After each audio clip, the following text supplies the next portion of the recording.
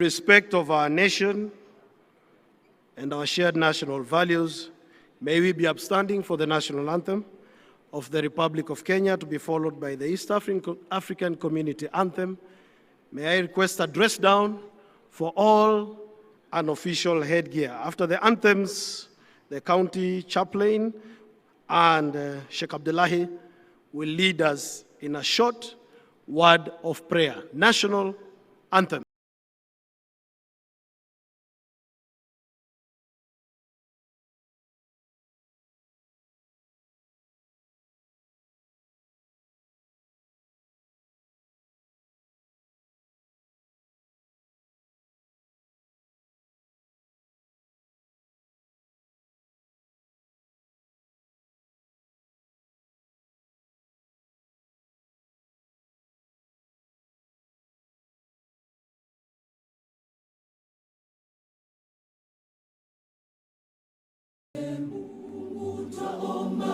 Ilinde Jumuiya Afrika Mashariki, tuwezeshe kuishi kwa amani, tutimize na malengo yetu.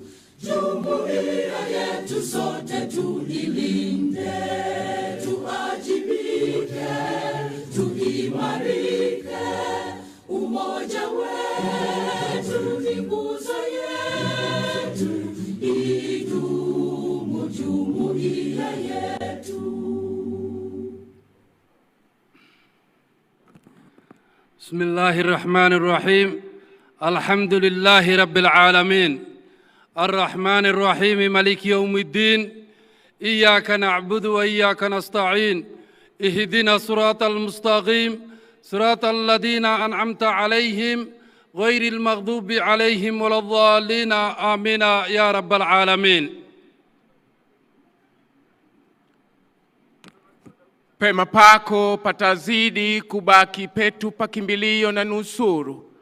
Mikono wako wa rehema na mkabidhi rijali shaki gwiji mngwana na adibu iwa mwandishi Raila Odinga ambaye ndiye mkunga wa ugatuzi. Twakuomba ewe Mola umjalie pamoja na magavana wote akiwemo Nala Gladys Atieno Wanga wa Homabay. Na kikao hiki twakuomba ewe Mola anza nasi, uenende nasi na utue nasi pema, na ni kwa sababu tumeomba tukiamini katika jina tukufu la Yesu Kristo mwanao. May we be seated.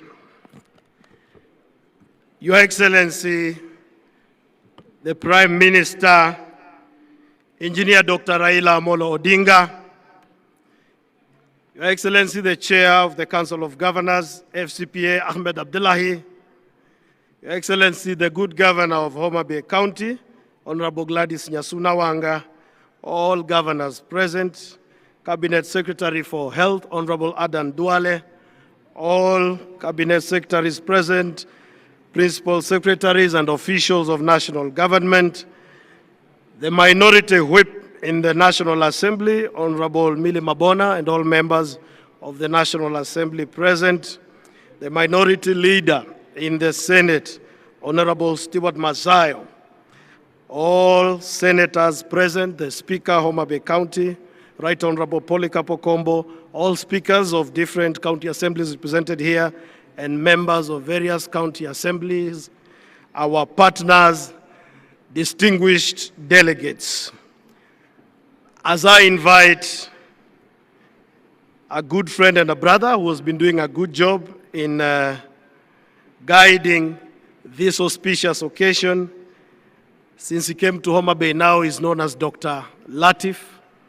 But as he comes, allow me, Your Excellency, to underscore the efforts you made for Kenya to realize devolution. Please, may we accord His Excellency, Engineer Dr. Raila Odinga, a hearty round of applause. We thank you for your efforts. Welcome, Latif. Karibu Daktari.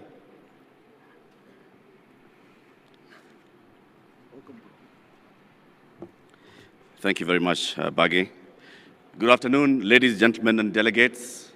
Welcome to the Devolution Conference 2025. To the Right Honorable former Prime Minister Raila Odinga.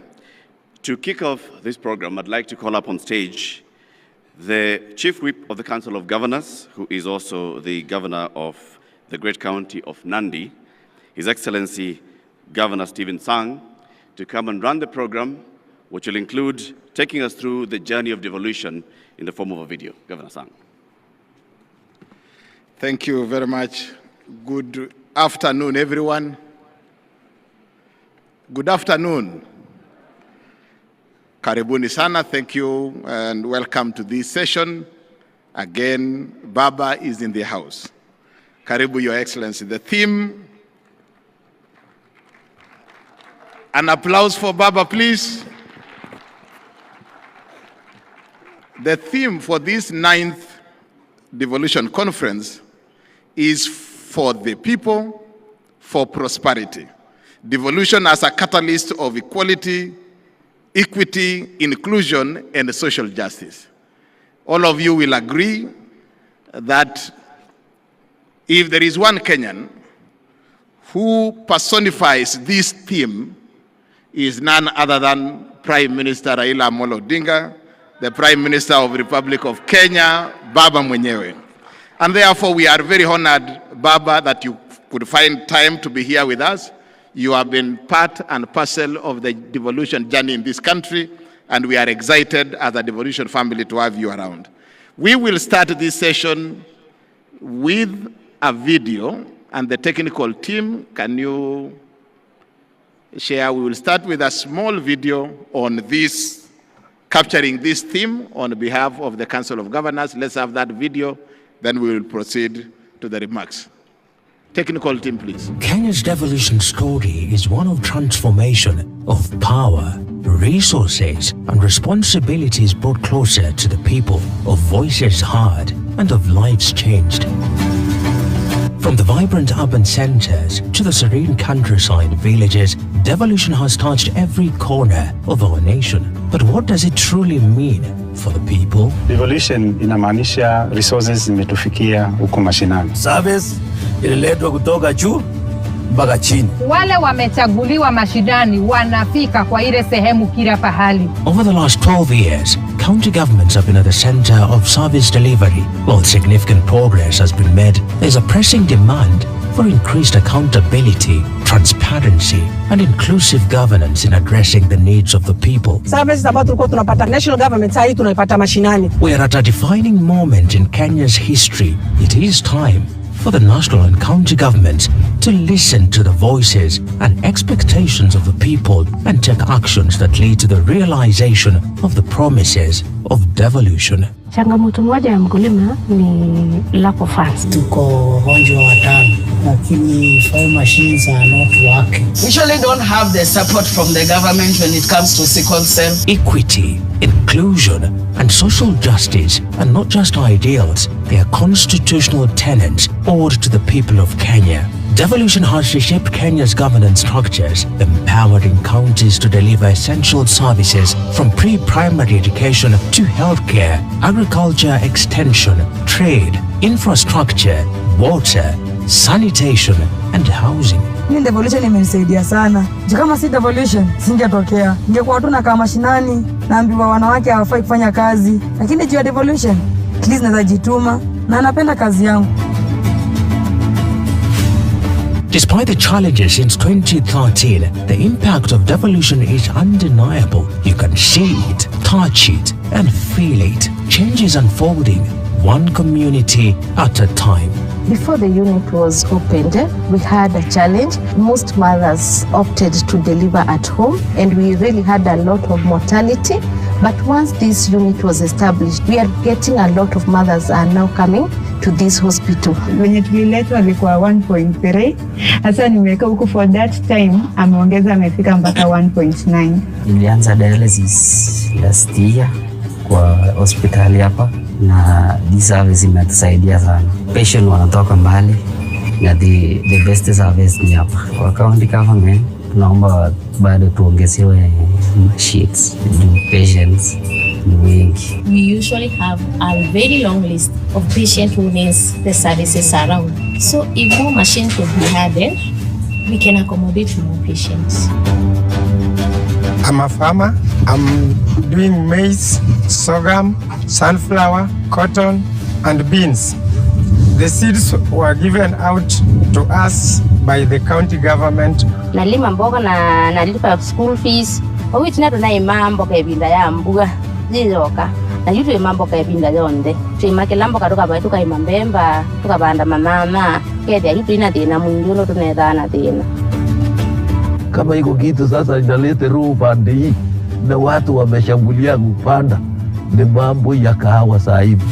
Siku hizi hata wakina mama wanapanda, mzee amekatia mama. Sasa mama ako na akaunti yake analeta hapo. Saa hii wakina mama wawajiliwa tena ikao yao. Tumekuwa na changamoto sana za soko, upande wa soko, kwa sababu kuna madalali wengi wao wanaingilia pamoja imposition wakati wakija kwa mauzo yao. Tunapata changamoto ya barabara. Inakuwa saa zingine nyanya ikiwa imeiva sana kwa shamba, nyingi inaharibikia kwa shamba kwa sababu ya barabara. Huu mradi, haya maji yalianza kama ya community members. Zamani ilikuwa chafu, ukienda kuichota unakanyaga matope chini ndio uchote maji. Maji saa hii imepita imeenda mpaka kwa maboma. Mambo ya maji. Kwenda huko nilikuanga msimu. Unaenda huko safari 2-3, umechoka. Wakapima wakasema, "Made tunataka hii maji kufikia." Na mimi, fanyeni haraka, oneni vile niko. Basi ndio wakaniletea hiyo maji. Nilifurahi, watoto yangu niliona furaha. Members wao ni wale watu hawana income ambayo wanaweza kutegemea. Tuko 600 members. Mbele ni siku kukaa nyumba kubwa hii kama hii ya 2 bedroom. Nilishi kukaa ronda single pale ya Praska. Faida rabbi ngudan sababu randa kwa rabbi male bilo aden ke ijabu ndade qabat mahadi rabbi qaba bokaidur trop.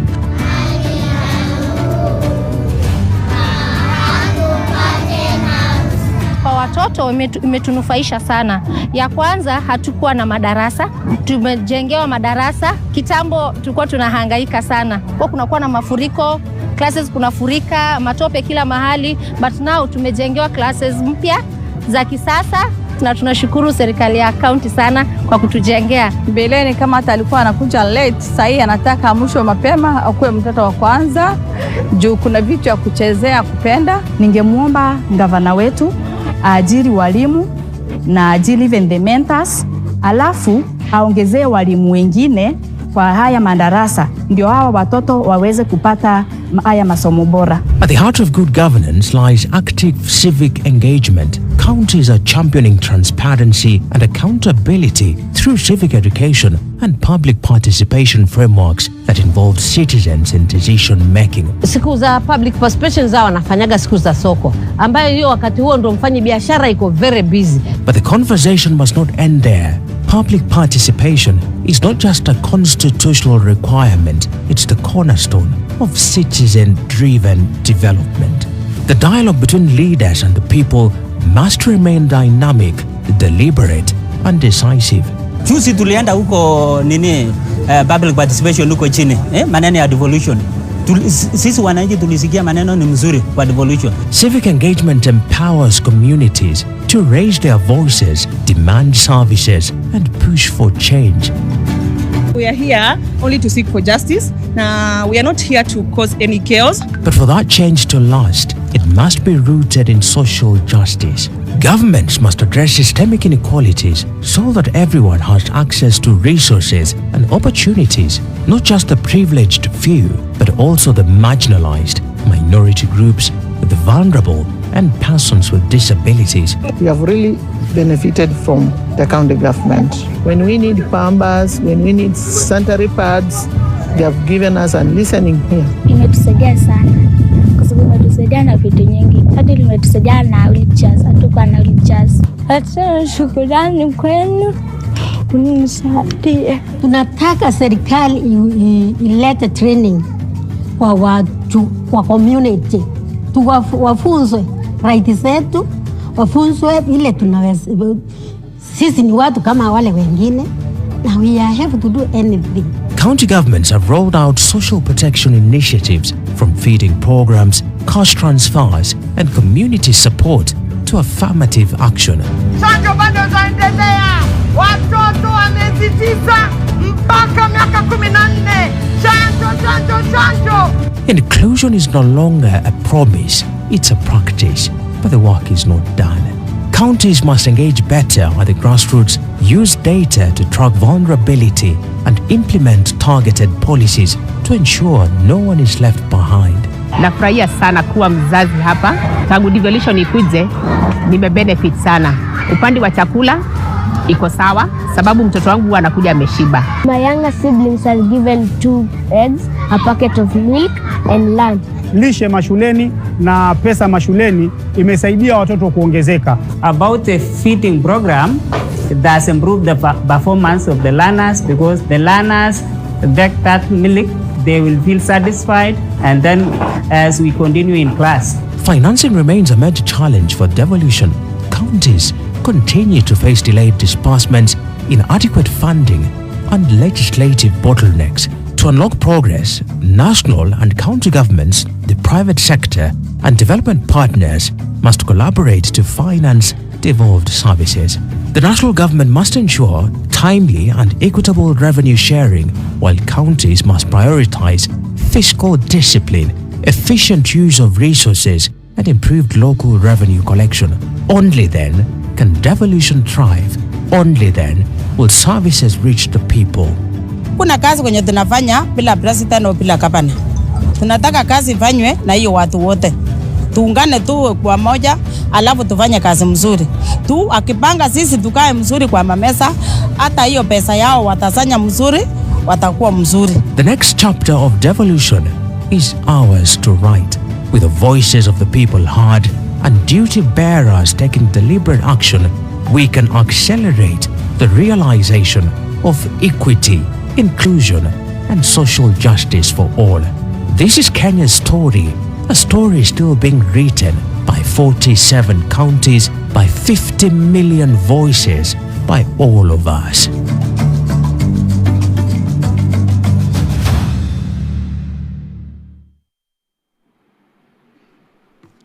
Thank you, the technical team, and an applause for that.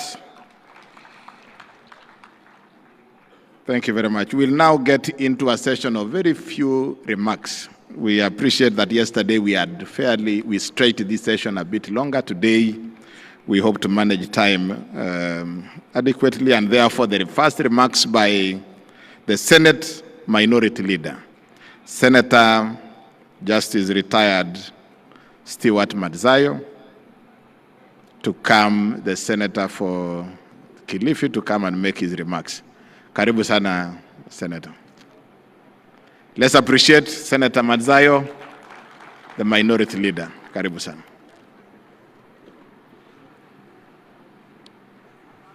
Karibu sana.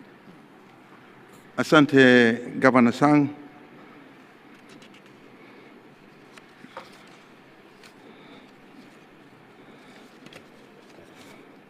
The Right Honorable Prime Minister, Baba Raila Odinga,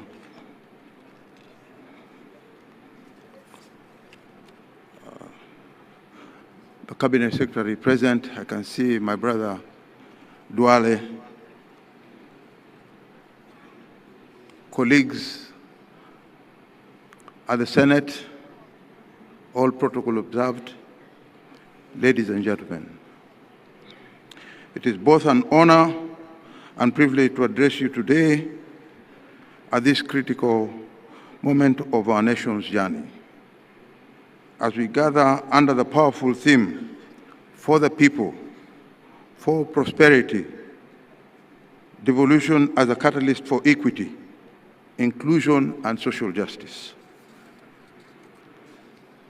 12 years since inception of county governments, we stand at a crossroad, a moment just not to reflect, but to re-engineer and take stock of the gains and challenges of devolution.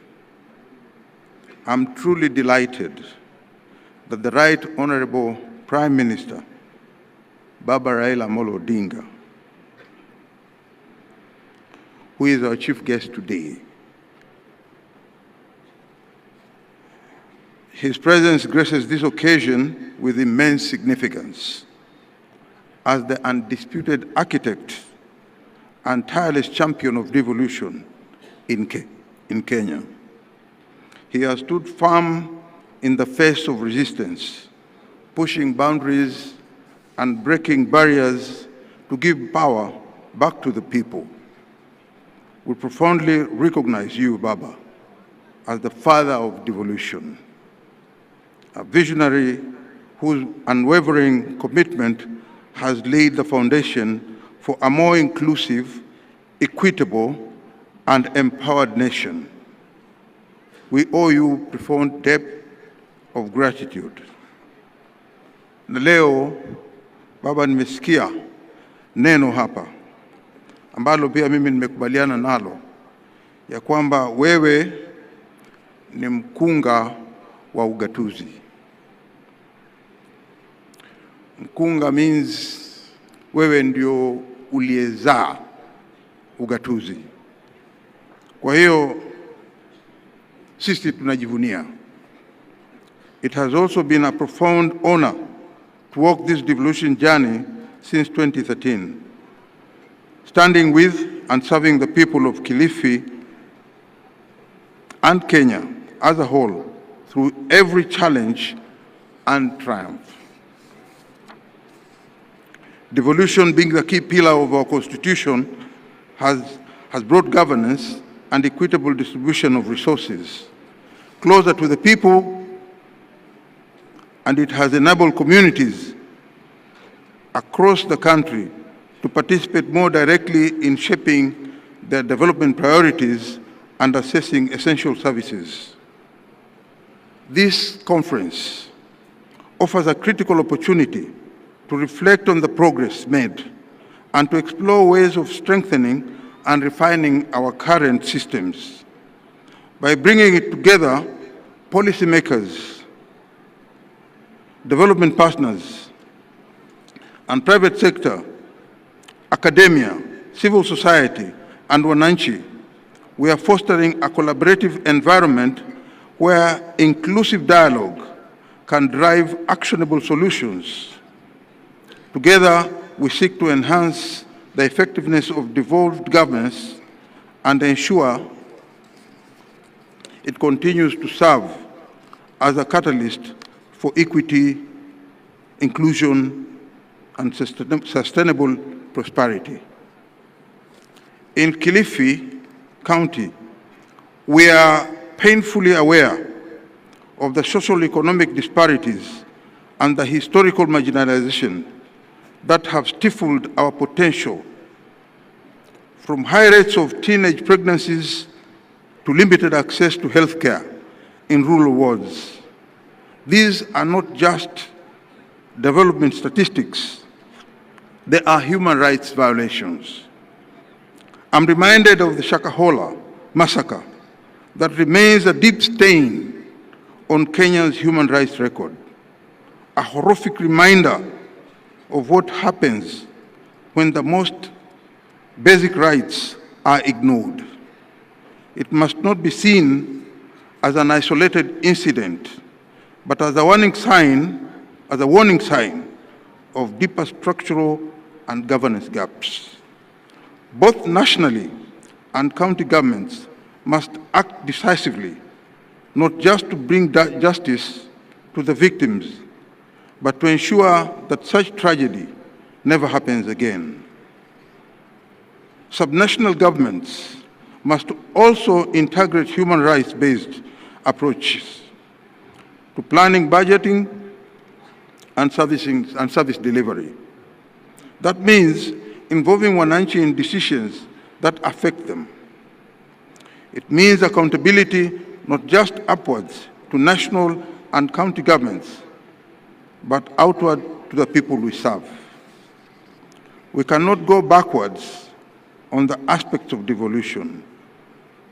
And whereas I appreciate the stride made by the national government in releasing funds to the counties, delayed disbursements of funds is still a major challenge. And the persistent wrangles between the Senate and the National Assembly only worsens this concern. For devolution to work, we must stop the tug of war played in Parliament and work together for the greater good of the counties. That said, the governors need to be accountable and ensure that each and every monies that the senators fight for is for the benefit of the devolved functions and it includes health, agriculture, water, and other essential services. 12 years since its inception,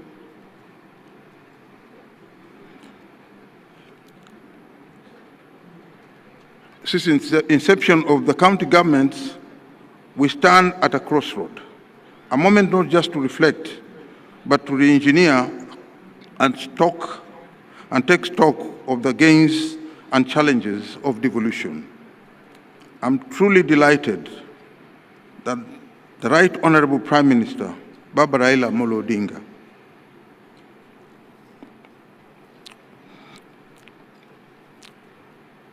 has made his presence here to grace this occasion.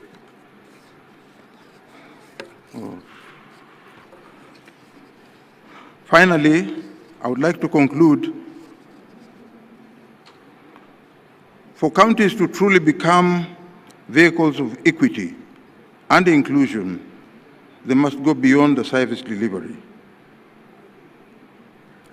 and embed the principles of justice and dignity into every aspect of governance. This requires a shift of mindset, investments in all systems that listen to and work for all people, and the political will to dismantle structural inequalities from the ground upwards. Baba Raila Odinga, tunakushukuru sana wewe kwa kuwa mkunga au mwanzilishi wa ugatuzi katika Kenya. Asante sana.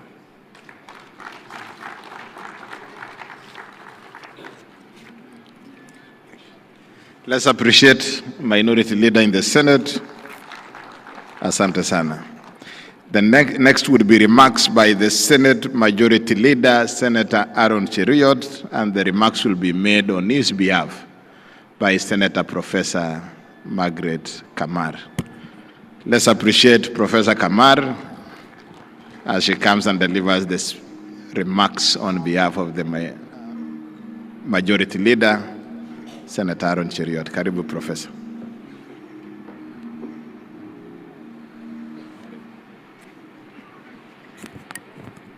Thank you, Governor Sang. Your Excellency, the Right Honorable Prime Minister Raila Odinga, the father of devolution, as we all know, the chairperson of the Council of Governors, Honorable FCPA Ahmed Abdullahi, the host governor, Honorable Gladys Wanga, the leader of minority who has just spoken, cabinet secretaries led by the Honorable Aden Duale, members of the judiciary who are here, members of the diplomatic corps who are here, members of parliament who are here, development partners, citizens of Kenya, ladies and gentlemen. Mine is going to be a brief one because I'm here, Your Excellency, for two things. One is to give an apology on behalf of the leader of majority, Senator Aaron Cheruiyot, who was supposed to be here but was caught up with some assignment and couldn't come. He gives his apology. Number two, I would like to take the opportunity to introduce very briefly the senators who are here. If you can be upstanding just for 1 minute.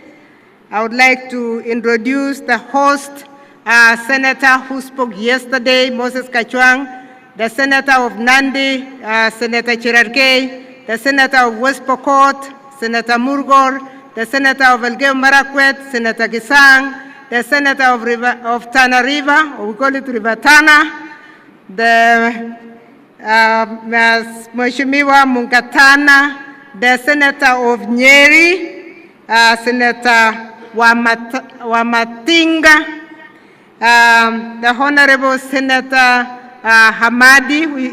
Hamida, who is nominated, and the Senator Mutinda. Thank you very much. You may take your seats. If I have not seen you, I apologize. If you are a senator sitting somewhere I cannot see. With those remarks, Your Excellency, I will go straight away to read the message that came from the Leader of Majority from the Senate. It is with profound honor and immense privilege that I join you at this second biannual Devolution Conference following the transition from the annual Devolution Conference, and I've given his apology why he's not here.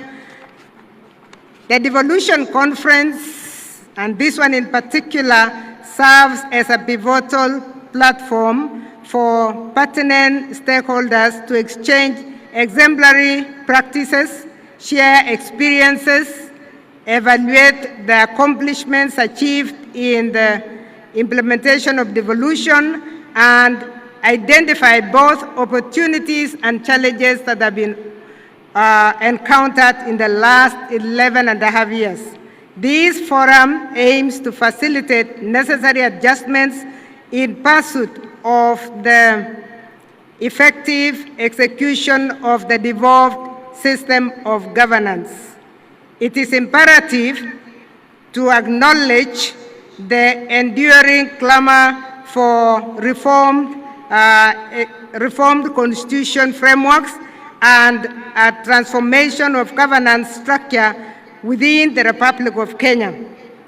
The Constitution 2010, and we are happy that the Honorable Raila Odinga is here with us, the Right Honorable, Your Excellency, is with us because you are the one who pushed so hard to have the Constitution of Kenya 2010 promulgated in 2010.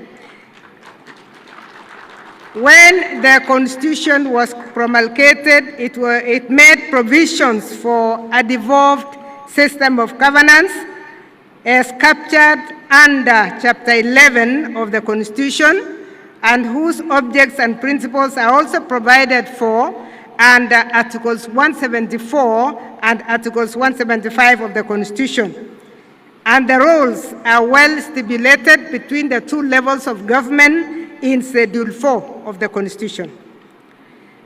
Your Excellency and distinguished participants, it is in the facilitation of the functioning and operations of the devolved governments, the Constitution under Article 203(2) provides for a 15% of the equitable share of the national revenue to be allocated to the county governments. The county governments may also receive additional allocations from the national revenue, either conditionally or unconditionally, under Articles 202(2) of the Constitution. Resources are also provided under Article 204(2) through the Equalization Fund to provide basic services, including water, roads, health facilities, and electricity to marginalized areas to achieve the same level of development as other parts of the country in the principle of equity.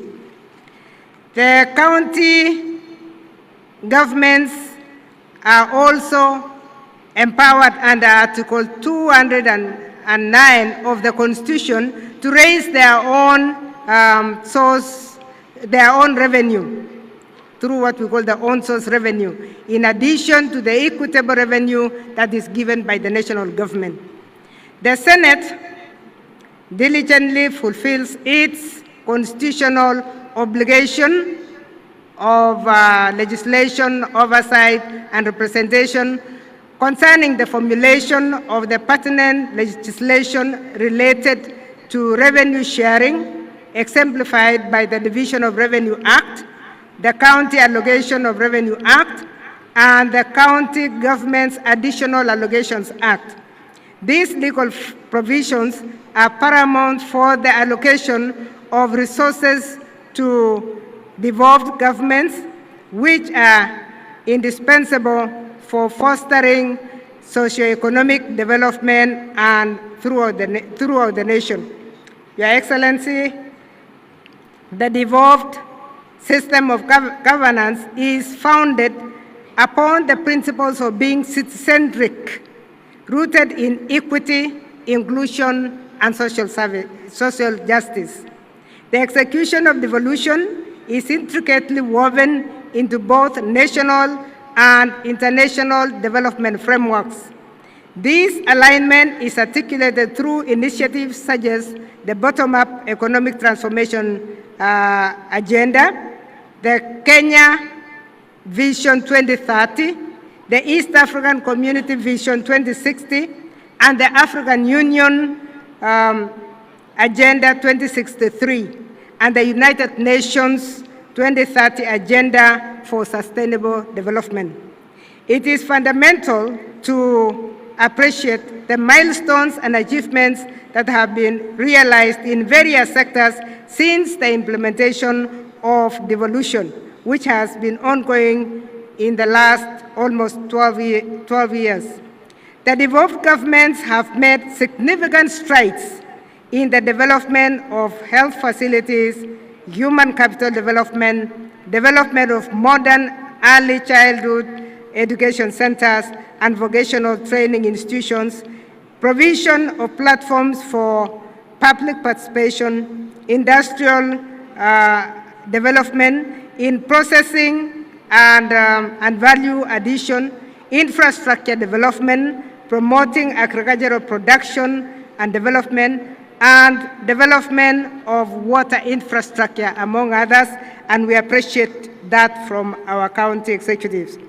From where we sit in the Senate, Your Excellency, the county governments have also made progress in addressing issues of inequalities, marginalization, and inclusion of vulnerable members of society, such as the children, the youth, women, persons living with disabilities, the elderly, through providing opportunities and financial assistance, which are vital attributes to social justice and inclusion. Distinguished participants, Your Excellency, it's also imperative to recognize that the devolved system of governance grapples with a plethora of challenges that persist as significant impediments to effective implementation. Among these challenges are, first, the incomplete transfer of devolved functions alongside their corresponding resources. We are very happy that His Excellency the President yesterday did announce the gazettement, which has actually been done, of a good number of the functions that have now been released. And we are very grateful for that. The next agenda would therefore be for the IGTRC to start costing these functions so that they don't just get devolved, but devolution be followed by the resources. There is also the challenge of delayed disbursement of the equitable share between the national government and the county governments. Of course, there is also the challenge of misappropriation of funds by county governments, as we have identified from where we sit. There are leadership disputes also that have culminated in impeachments and the emergence of factions within county leadership, not just in the executive, but also in the county assemblies. In this regard, there is need for appropriate actions to be taken through consultations and cooperation among all relevant stakeholders to provide the much-needed reforms that may assist the devolved governments in the achievements of the objectives of devolution, as well as the fulfillment of the national values and principles and the principles of governance. This takes cognizance of the aspirations of all Kenyans for a government based on the essential values of human rights, equity, freedom, democracy, social justice, and the rule of law as espoused in the preamble of our Constitution. This devolution conference, therefore, Your Excellency, serves as an invaluable platform for introspection and assessment of the feedback regarding both the achievements and deficiencies, allowing for a strategic recalibration aimed at transforming county governments into robust institutions that catalyze socioeconomic advancement within our republic. With those remarks, Your Excellency, I want to thank you and thank all the participants for listening to this message from the Senate. Thank you. Let's appreciate Professor Kamar again. It's now my pleasure to invite the Cabinet Secretary for Ministry of Health, the one and only Honorable Aden Bare Duale, to come and make his remarks. Karibu sana Waziri. Let's appreciate Waziri as he comes to make his remarks. Karibu.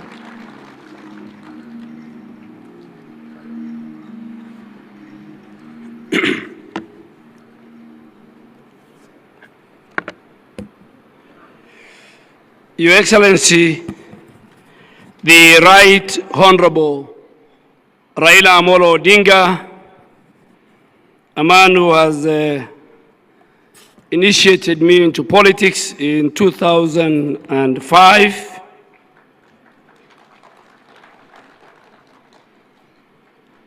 Your Excellency, the Governor of Homabay, Honorable Gladys Wanga, one of my very, very good legislator when I was the leader of majority, the chair of the Council of Governors, Excellencies governors, deputy governors, colleagues from both the Senate and the National Assembly,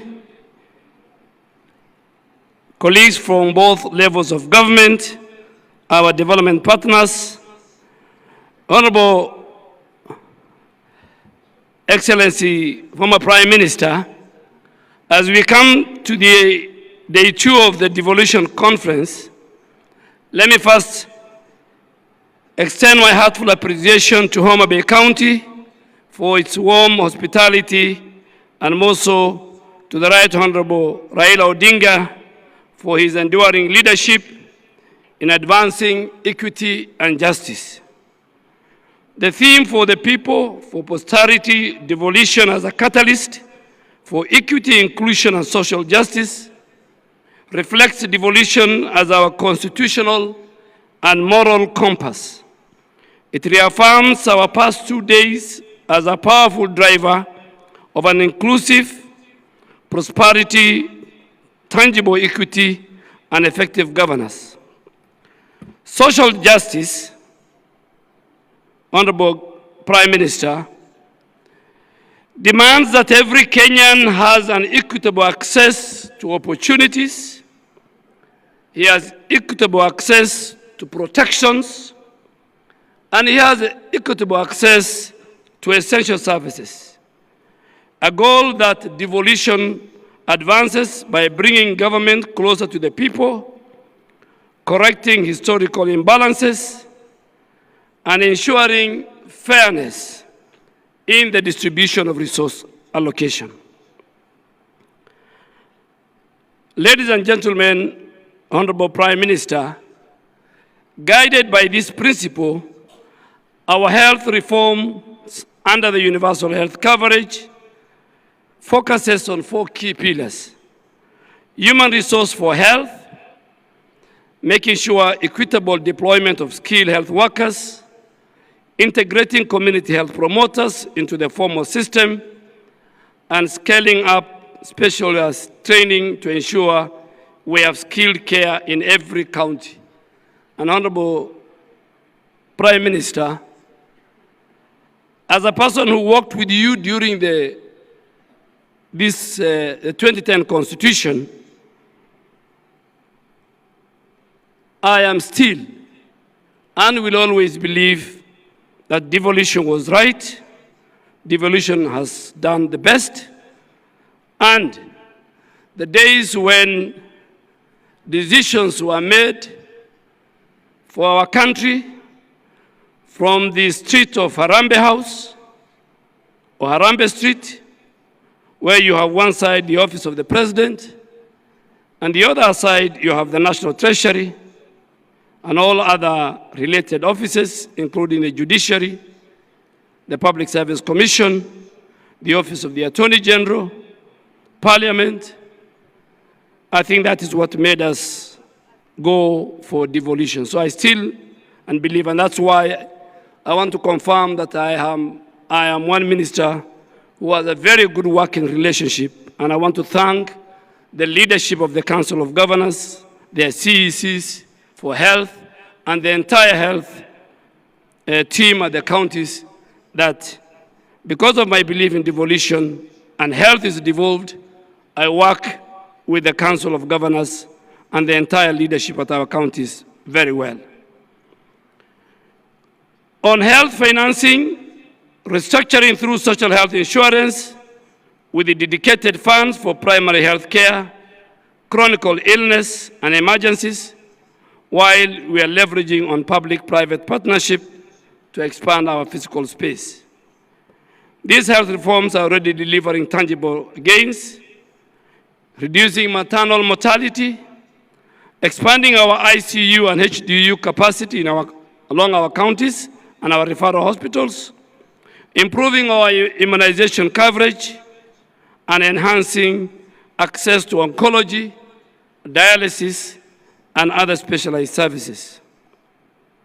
However, challenges remain, including limited physical space, health workforce gaps, emerging health threats, and inequities in access. But these are addressed through devolution, innovation sharing, and collaboration and partnership across our counties. Honorable former Prime Minister and Excellencies Governors, ultimately, social justice in healthcare demands quality care that is accessible, affordable, and dignity. And from Homabay to Turkana, Mandera and Nairobi, it's for this reason that the ministry's reforms and the spirit of devolution reinforces and amplifies each other. Our work is about the people, their dignity, their opportunities, and their future. We have both the responsibility and the means to make social justice a lived reality through a well-governed, well-resourced, people-centered health system. Your Excellency, the Prime Minister, before I conclude, I want to make a confession. Because there are many people here who say the former Prime Minister is the father of devolution. Maybe they have read in the newspapers, maybe they heard through the TV, but I was there on the table when you fought for devolution. as a member of parliament for Langata, and as a prime minister. You fought for devolution in Naivasha, in the morning and in the wee hours of the night, navigating the political turmoil of that time. You fought for three things among many things. Three were irreducible minimum for you, because I was a member of ODM, and I'm happy Senator of Siaya and my long-term lawyer who defended me in many petitions, election petitions, is sitting here.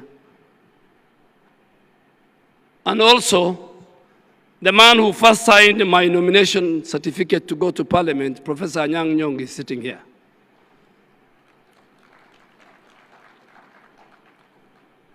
You fought for many things, but you had three irreducible minimum. You achieved two.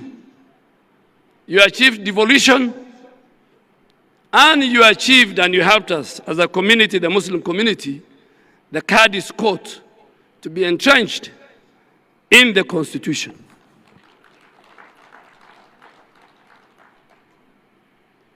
And I can tell you without fear of contradiction that when history is written, the Muslim community in our country will remember your position.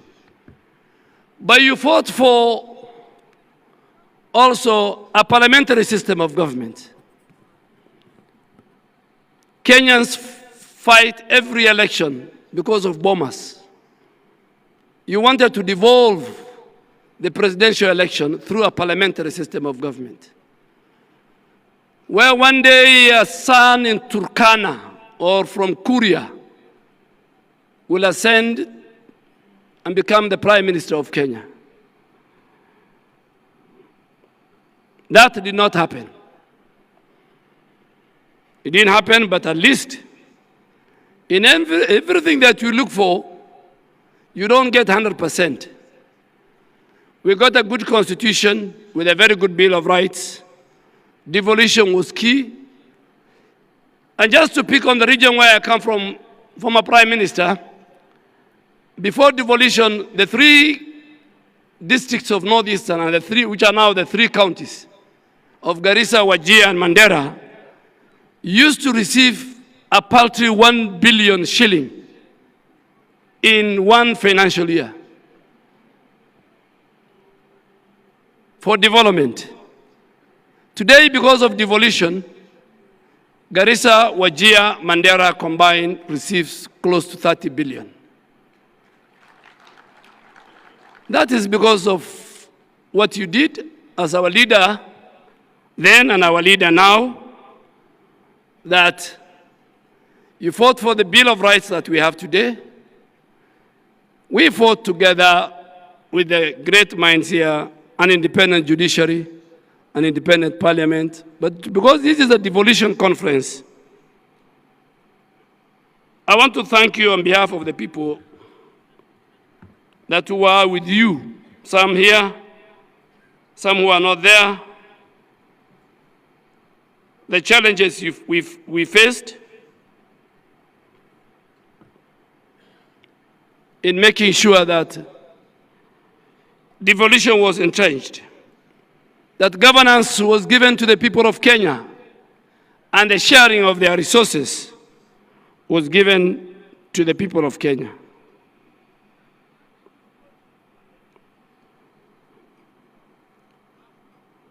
And that is why, again, you have remained consistent and fidelity to devolution. A number of times, colleagues, my former colleagues in Parliament, National Assembly, ask me, why is the former Prime Minister sometimes hard on us when it comes to the Senate? And I want to say it here. The Senate is the custodian of devolution. The former Prime Minister made his time with Professor Anyang' Nyong and many people who also became senators. But today, the custodian of devolution is Senate. That is the institution created by the Constitution. And just to conclude, no community, devolution was to make sure every Kenyan, regardless of his community, religion, and his location, are equal before the Constitution and before God. And that is why we want to say, if you want to aspire to be a leader in the Republic of Kenya, you must have certain credentials. You must be ready to speak for the Elmolos on the shores of Lake Turkana. You must speak for all religions, and you must speak for all communities. And you must speak for Kenya. You can speak for your community, you can speak for your religion, and you can speak for your region. Kenya is one indivisible nation with one flag, one map, a member of the East African community. And in conclusion, on behalf of the Ministry of Health, I reaffirm our belief together we can ensure devolution truly delivers for the people, for posterity, and for justice. Thank you, God bless you, and God bless the Republic of Kenya. Another round of applause for Waziri. It's now my honor to invite our gracious host, the Governor for Homabay, Her Excellency Gladys Wanga, to make her remarks, and in turn invite the Chair of COG. Karibu sana. Asante sana, Governor Sang. Our chief guest today, the Right Honorable the Right Honorable Prime Minister Raila Odinga, the Chair of the Council of Governors, His Excellency FCPA Ahmed Abdullahi, fellow governors who are present today, the Cabinet Secretary of the Ministry of Health, Minority Leader of the Senate, and members of Parliament present, members of the National Assembly present here today, deputy governors, led by my own deputy governor, who I want to recognize, Yugi Magwanga. Thank you very much. Members of county assemblies and their speakers, led by our speaker there, Polika Pokombo, and the majority leader, Richard Ogindo. Thank you very much. County Executive Committee members, led by the County Executive Committee members of Homabay. If you're anywhere, please rise for recognition. Thank you very much, Dr. Agili and Engineer Munga. Members of constitutional commissions and independent officers, development partners, private sector and academia. The first gentleman of Homabay, Mr. Wanga, please just rise for recognition. Thank you very much for bringing me from the Kano side here to Homabay. Distinguished guests, ladies and gentlemen,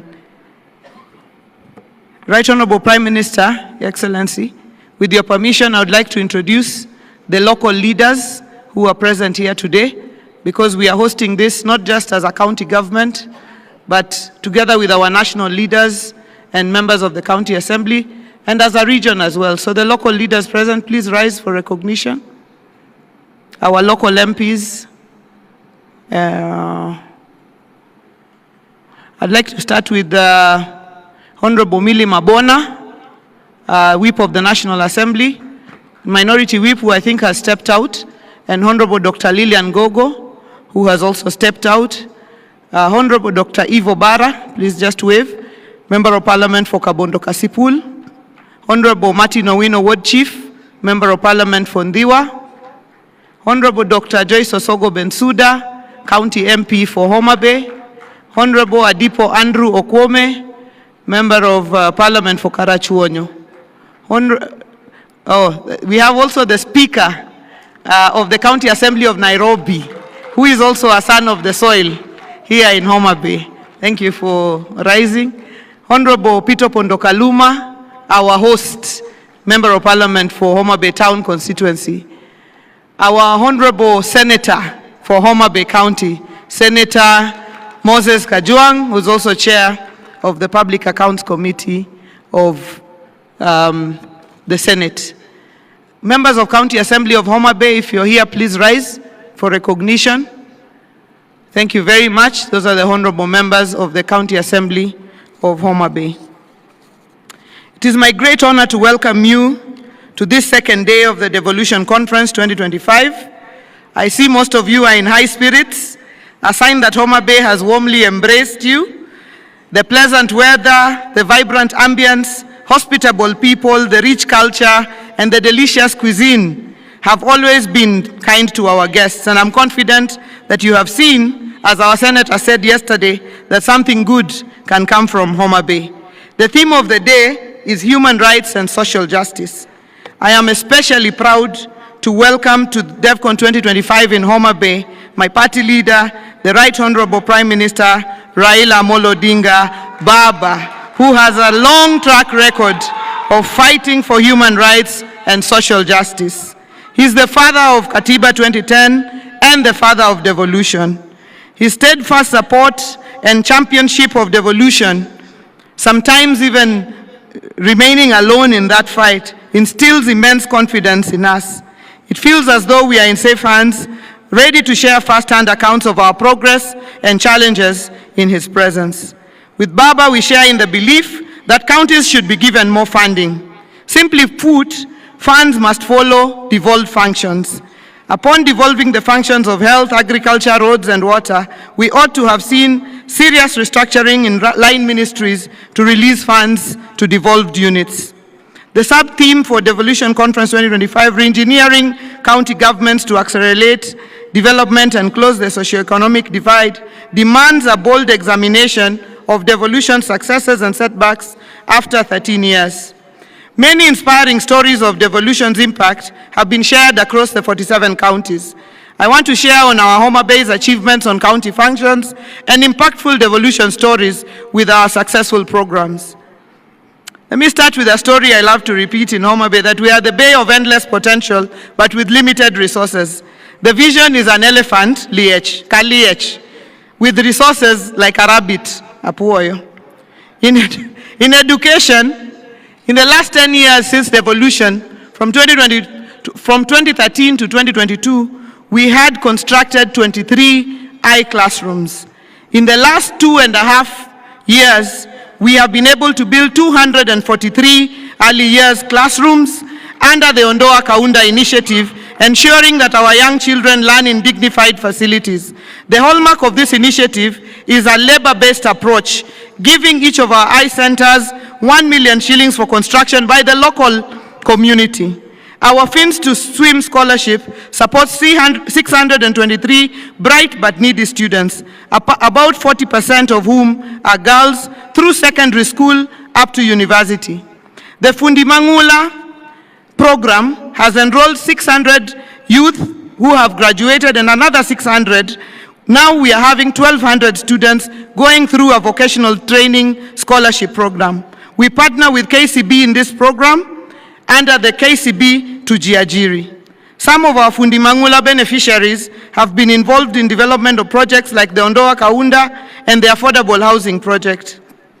Our bursary program supports over 20,000 beneficiaries every year, 800 from each of the 40 wards identified through the village cluster public participation framework.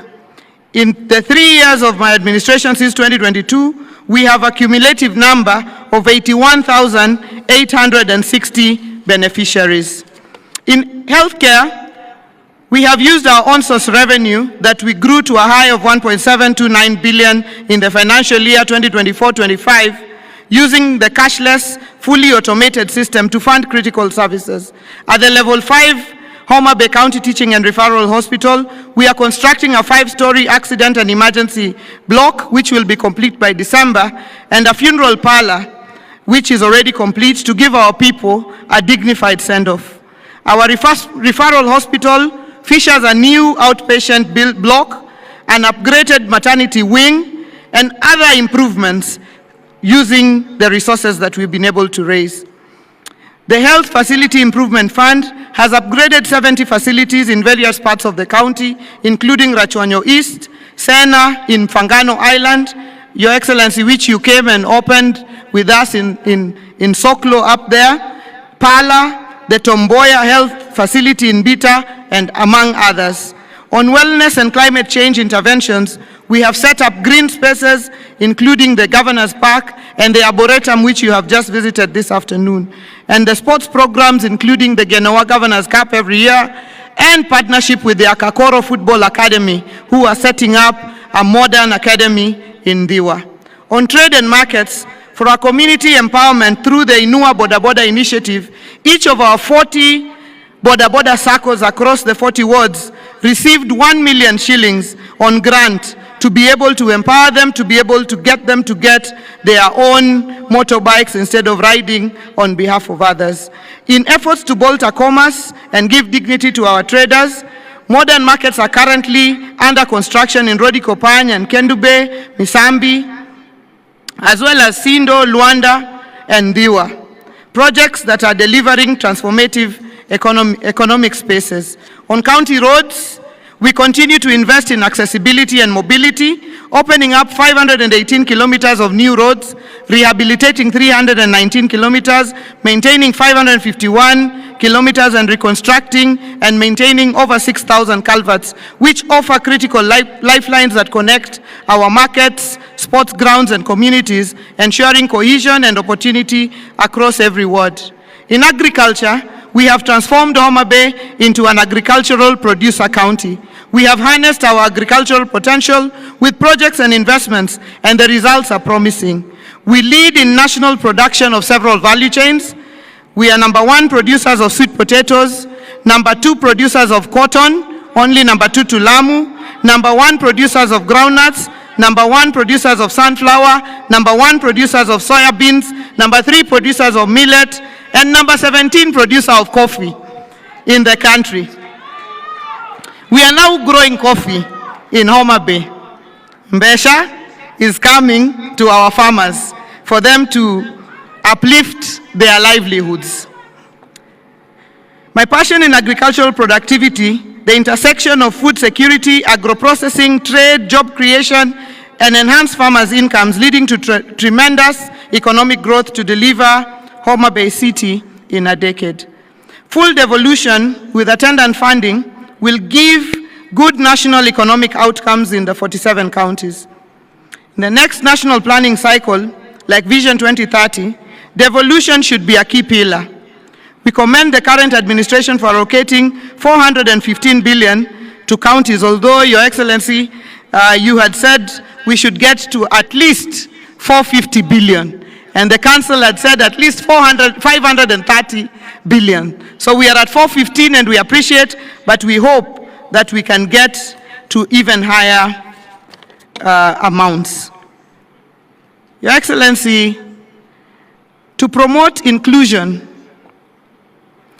2 days ahead of the Devolution Conference, we ran a hackathon competition which brought young people from all 47 counties, and they were called ethical hackers. They were coding, and the title of that was Hacking 48 Governments in 48 Hours.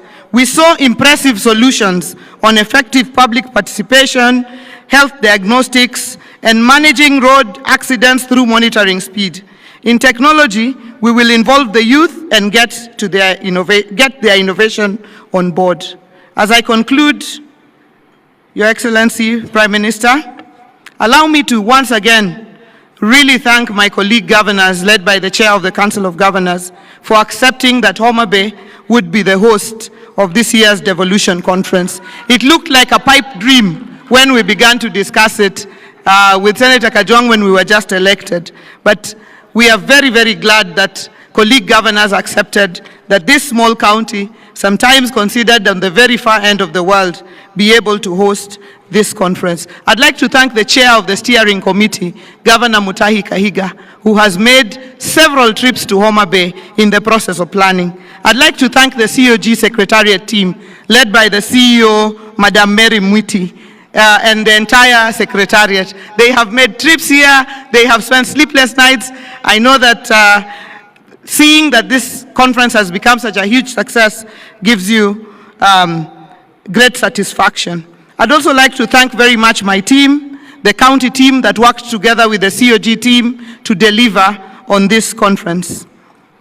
Finally, I look forward to hosting you tonight to a sumptuous dinner at the Governor's Park. Tafadhali, this evening, there's dinner and ohangla at the Governor's Park. Please do not miss to attend the dinner this evening. Erokamana hinya, God bless you, and welcome once again to Homabay County.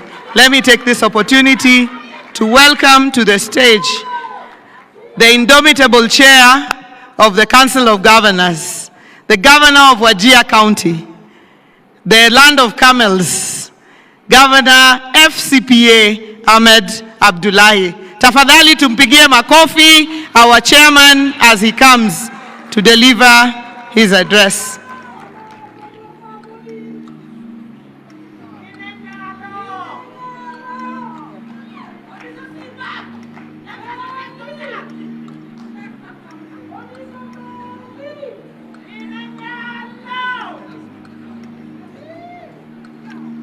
Very good. Thank you very much, Your Excellency, Governor Gladys Wanga. Our chief guest for the day, the Right Honorable Raila Odinga, Prime Minister, Excellency Governors and Deputy Governors who are here,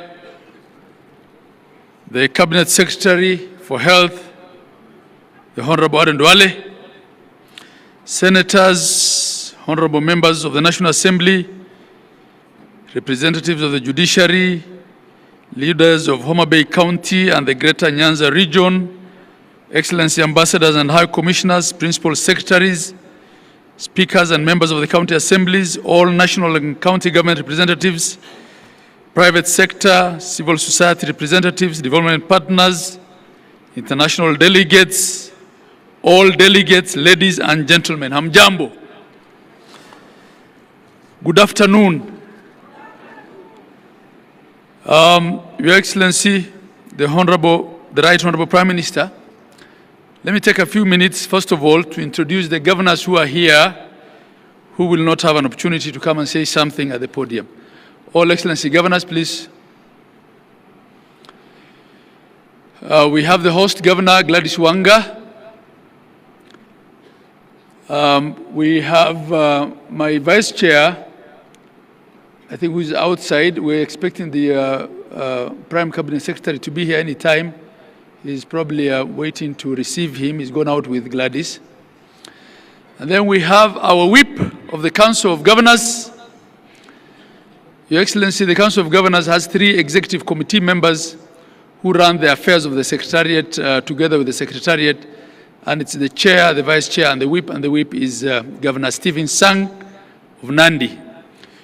We have Governor Muthomi Njuki, who is our chair of the Health Committee of the Council of Governors.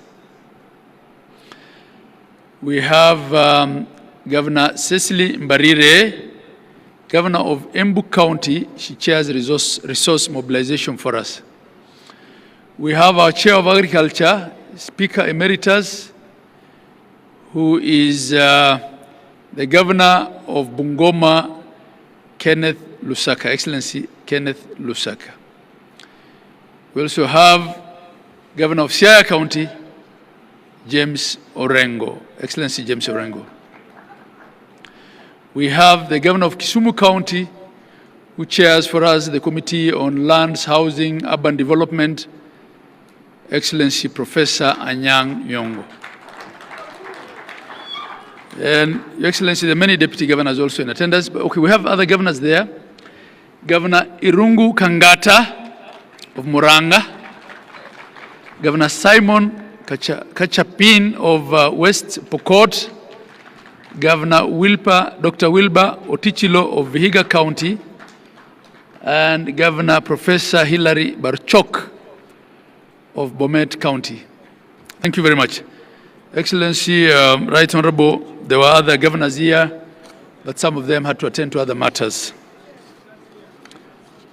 The others? Your Excellency, I was only looking at this side. On that other side, we have Governor Julius Malombe, Governor of Kitui County. He's a returnee governor like me. There are 8 of us who served in the first cohort and were out and were re-elected. Your Excellency, I had a written speech here, but because we're all saying the same thing, I decided today I'll not read it. I'll just talk off the cuff, because the speech that people are waiting for is your speech. But I'll just say a few things, and I hope by the time I finish, the Right Honorable the Prime Cabinet Secretary will be here so that he can speak before you. You are our chief guest for today. So we're also trying to avoid any protocol hitches. Your Excellency, may I take this opportunity to welcome you officially to DEFCON 2025. I want to say that in Kenya, there are different sets of truths. It appears that everyone makes their own set of truths. But there are 3 sets of truths that we all seem to agree on here. And you've heard that from the speakers who were here before me as well. Truth number 1 is that devolution has worked for Kenya. It has delivered. It has done its bit to equalize this country. The Right Honorable Prime Minister, we are not all students of history. No one in this room understands probably better than you. No one understands better than you in this room. Maybe the only other person who I would say has a lot of institutional memory and knowledge on our political history here is Professor Anyang' Nyong'o. No one understands better than you the history of Kenya,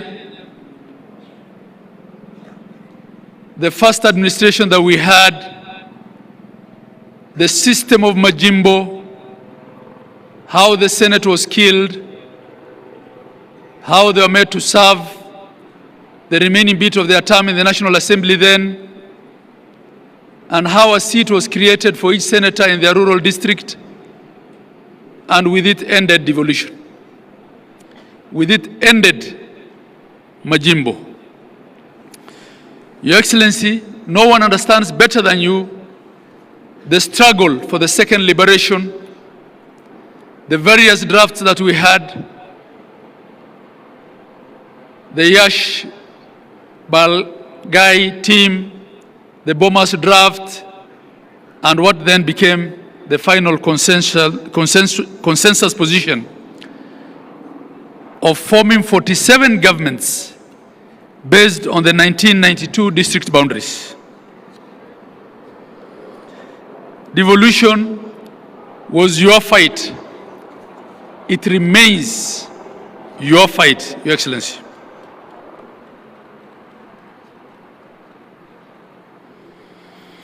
I'll just speak to a few of the issues that we keep raising. Your Excellency, as Chair of Council, who is serving his second term, I have appreciated that, yes, devolution has been accepted. Yes, it has been given some resources. Yes, it's doing a lot of good work. But the centralist mindset in the national bureaucracy still regards devolution as a spoiler of things. It's still the scapegoat. It attracts more flack, more blame than resources. We still quarrel about the quantum of resources. And Gladys had mentioned that this year, as part of the MOU that you had with His Excellency the President, you had yourself suggested 450. We probably got the highest increase in a long time at about 30 billion, but we're still at 415. We're still struggling with issues to do with timely releases and timely disbursements.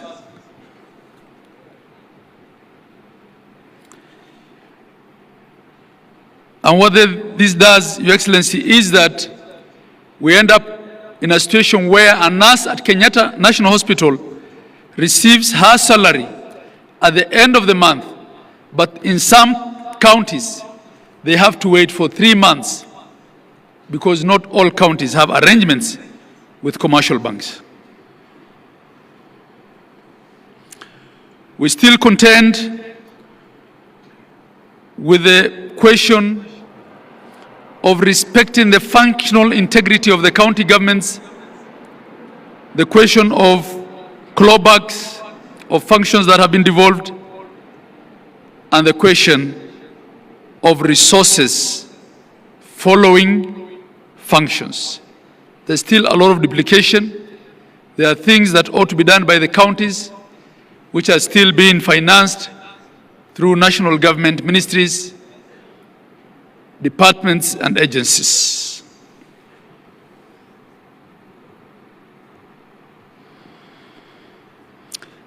Your Excellency, counties have to still contend, and this is a matter that needs to be looked into, with a duplicity of oversight. Our understanding as governors was that the first level of oversight for the county governments was the county assemblies, and that governors will then be called to the Senate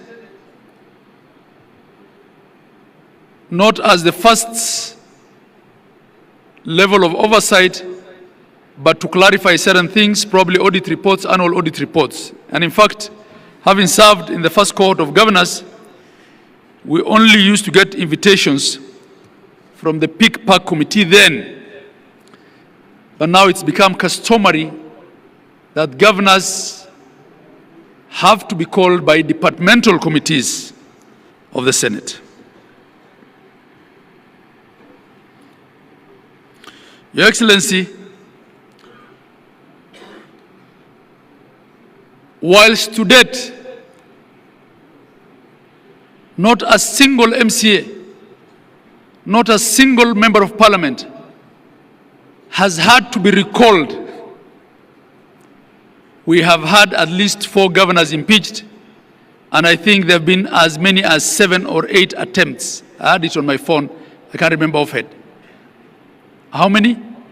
Mary? 8 attempted impeachments, many of whom were salvaged at Senate. The question then begs, Your Excellency, is it only governors? Are Kenyans only electing the wrong governors?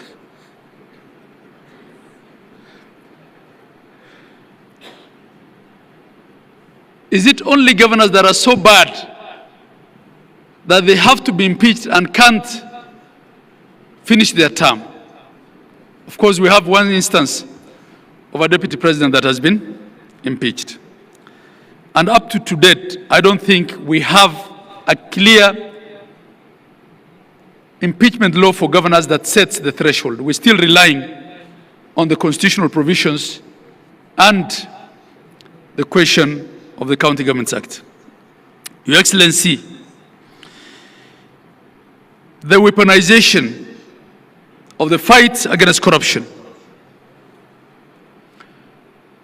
is another matter that we have to address openly. If you look at the annual budget, it's 10 to 13% of the annual budget that gets devolved, which means 87 to 90% of the budget is still sitting at the center. But this week, Your Excellency, the national media had headlines about corruption in counties, trying to take the thunder out of the devolution conference. It's as if the only thing the counties do is corruption. It is not the case. May I also take this opportunity to welcome the Prime Cabinet Secretary.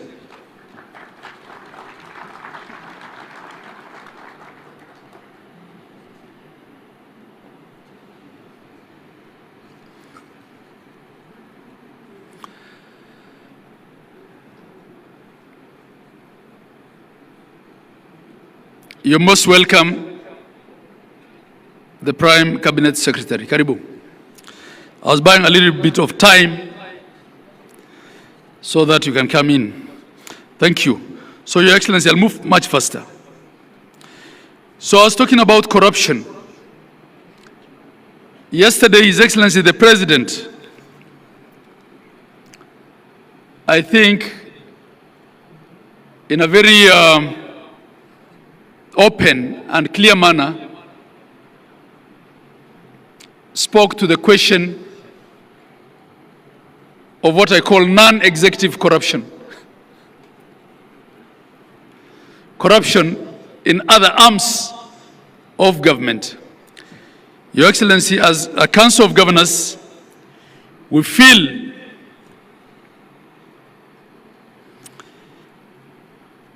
that the fight against corruption has unfairly targeted governors, and it has been a case of calling devolution a bad name, so that along the way there's a reason to kill it. That's not to say there's no corruption in counties. We have admitted as Kenyans that corruption pervades every aspect of our life. All we're saying is, let's fight all corruption. Your Excellency, I'm reminded that a lot of the governors who left office are in dire straits economically. We'd actually want to be told how many of the choppers at Wilson belong to governors or former governors. Some of our colleagues who left office cannot afford to buy fuel. Yesterday, we heard how there is an impending law to give pension to MCAs. MPs have pension. Why can't governors have pension?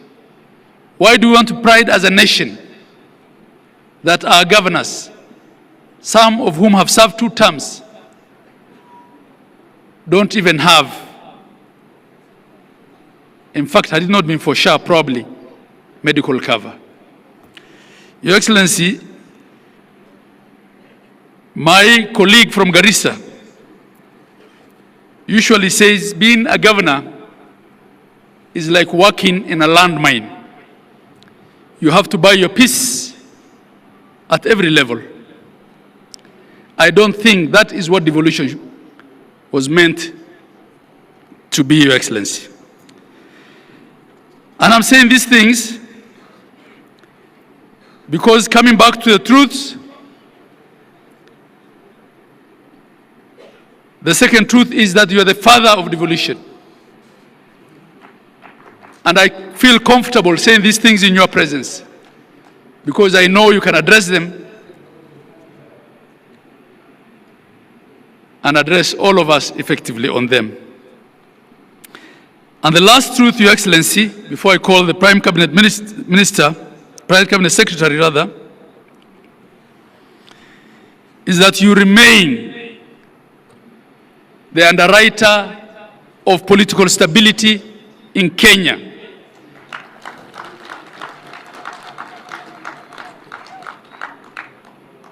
Your detractors will say all manner of things.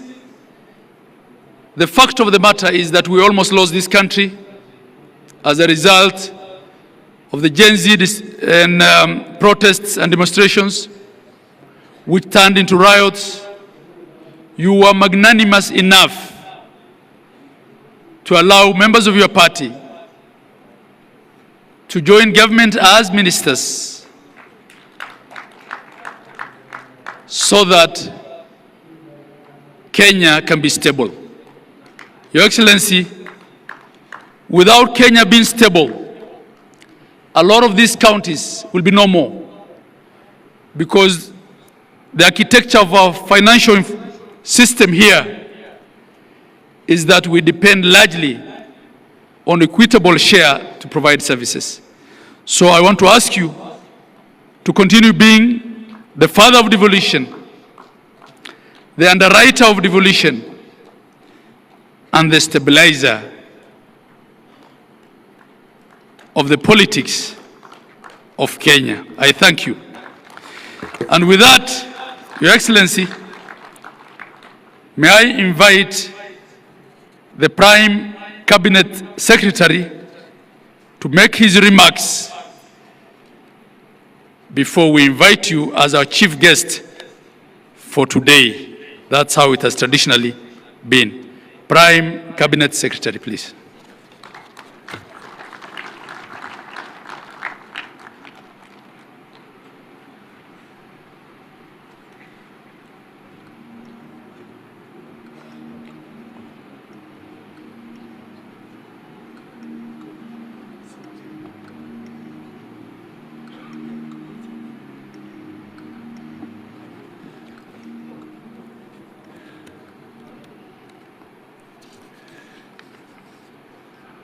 Homabay hoye! Homabay hoye! Umwami, the Right Honorable Prime Minister Raila Odinga, all governors present, cabinet secretaries present, all our legislators who are present, all MCAs in the hall, distinguished guests, ladies and gentlemen. I will try and just make some 2 or 3 points, and then I will hand over my written remarks to the Chair of the Council, so that it can go into your library for further conversation at a later stage. So I'll completely reduce my remarks. But I just want to say that I'm happy. There's usually a phrase in English, they say, in the nick of time. I had seen the program and I was supposed to be scheduled to take the podium at about 4.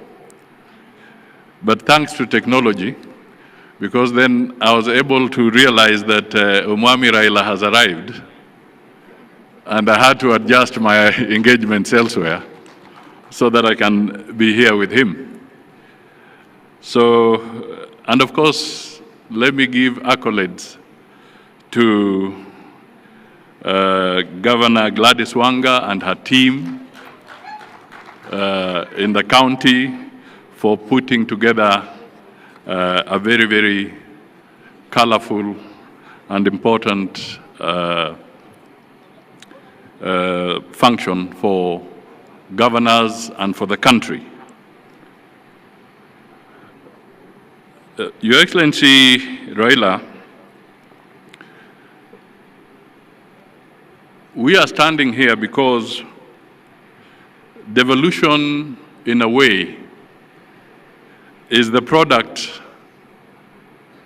of different factions of our political landscape coming together. You will recall that after 2007-2008 elections, the Honorable Raila Odinga and the late Mwai Kibaki brought together what we commonly call the Grand Coalition Government. In the Grand Coalition Government, I was assigned the role of being Deputy Prime Minister and also Minister for Local Government. And through the leadership and guidance of the Honorable Raila and the late Mwai Kibaki, I spearheaded the sessional paper on devolved government under the Constitution of 2010, and also to ensure the 6 primary pieces of legislation to anchor the process of devolution and to have them ready on time for the general elections was a difficult task.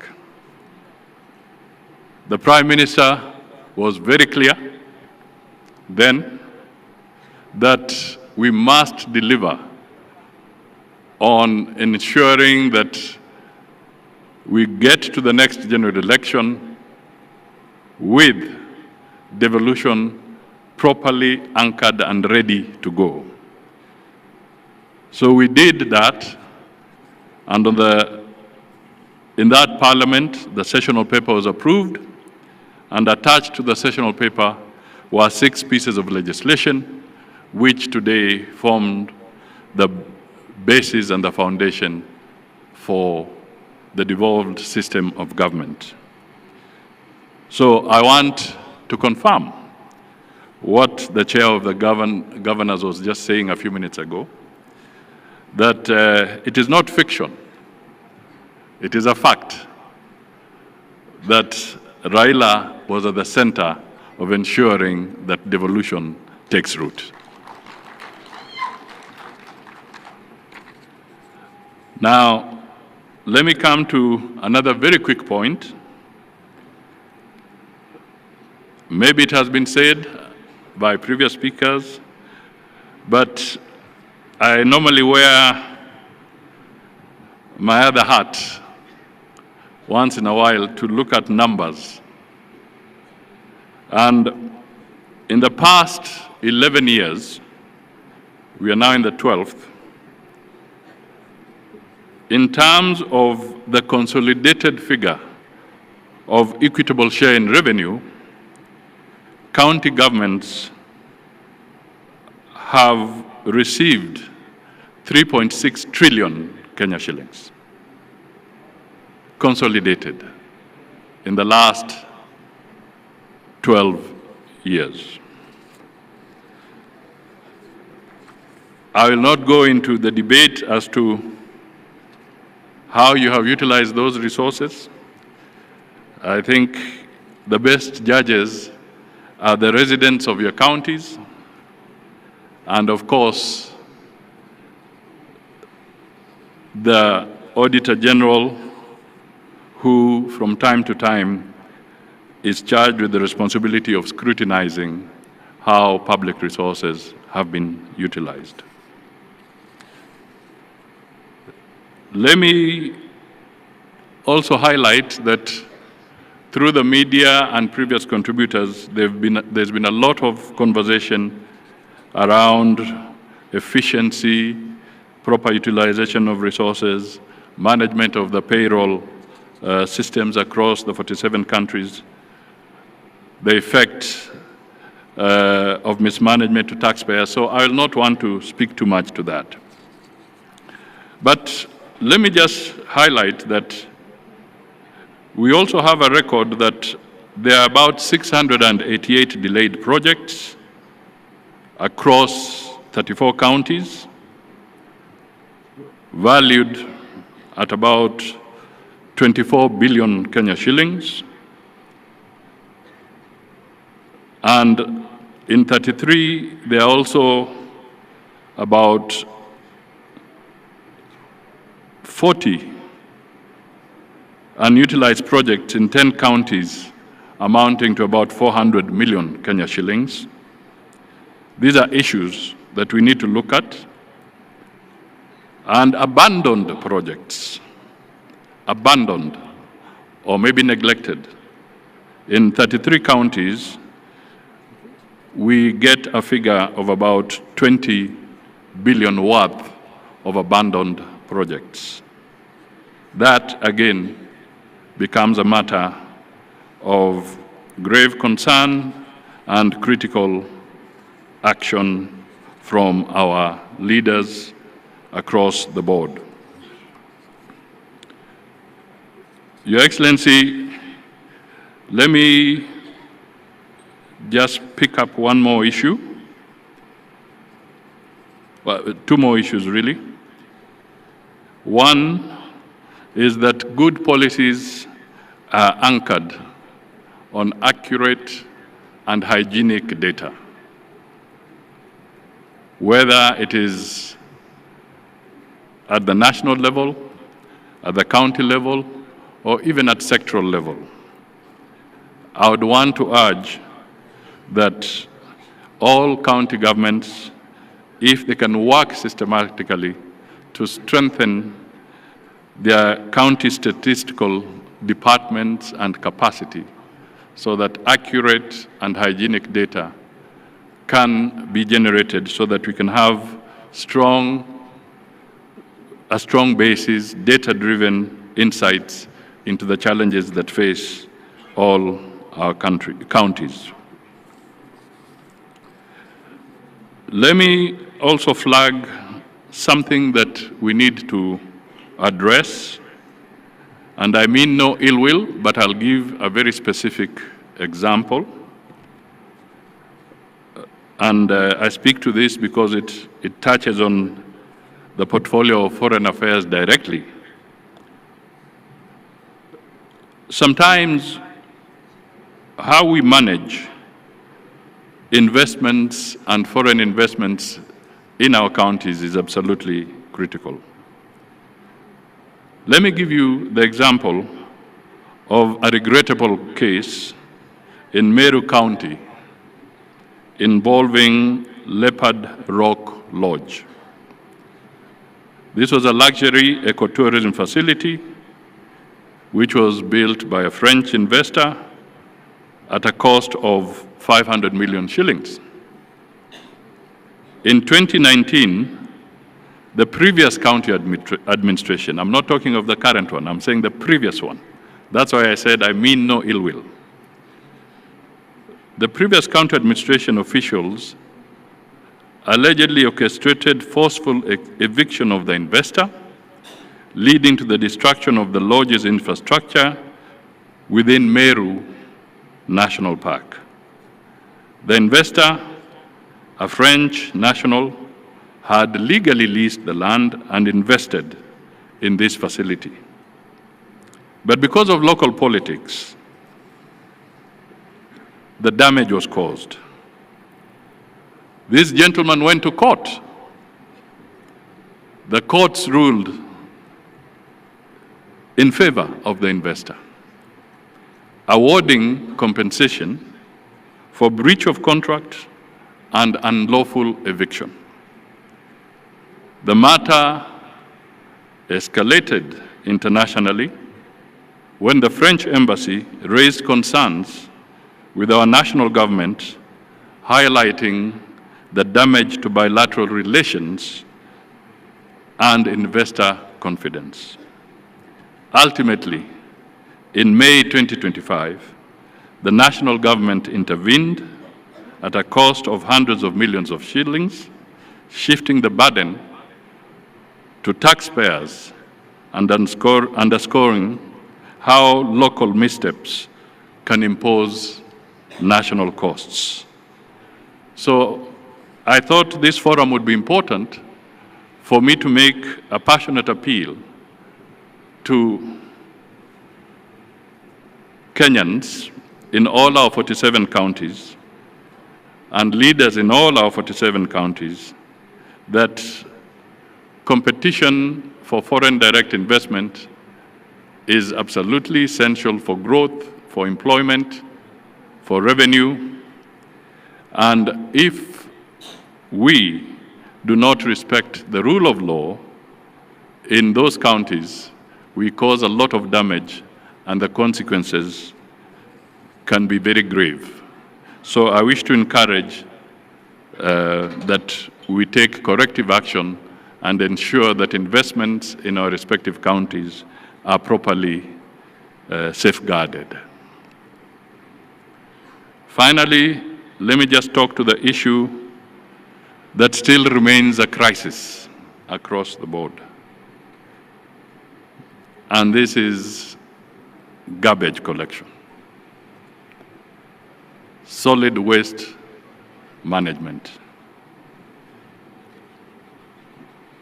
12 years into devolution, we still grapple with huge heaps of waste, blight in our urban and rural landscapes alike, posing severe threats to public health, the environment, and indeed our national dignity.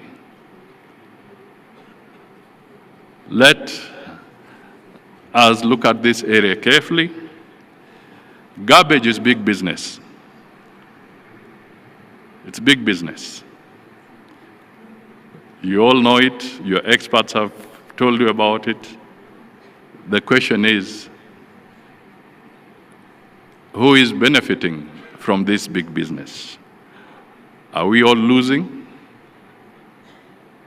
That, again, I pose as a rhetorical question to the leadership as we review our 12 years of devolution. Perhaps I may want to provoke the leadership of the Council of Governors. Perhaps, if it is not already there, perhaps we can introduce a rewarding innovation and sanctioning mechanism for counties that prove themselves in terms of waste management. Perhaps you can create awards where the resource allocation is increased if a county can properly demonstrate that they are able to deal with the solid waste challenge effectively, and those that may not be able to do so perhaps can be sanctioned so that they can also pull up their socks and not pull the other counties down. It might be, especially in this era of climate-related issues which are in vogue and which are important, maybe we should start looking for the green county of the year, the one that really steps out and is able to demonstrate that they are managing this particular challenge and in the process benefit from an elevated allocation during the revenue sharing mechanism. I'm speaking when I know there are legislators here, so perhaps they can refine this better as they reflect on some of these things. So I think I end there, but most important, devolution is and remains the most critical innovation within Kenya's constitutional framework. And whatever the challenges we face, I think it's important to acknowledge that the governors and their teams have made a difference in our society, and we challenge them to continue making that difference and making it even better as we go into the future. Thank you for listening to me. And now, I've been asked by the chair of the Council of Governors to request everybody to be upstanding so that we can usher in Umwami Raila Odinga so that he can come and give the final address.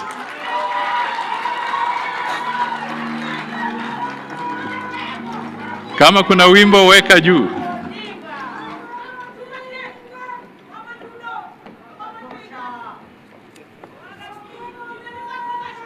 Thank you.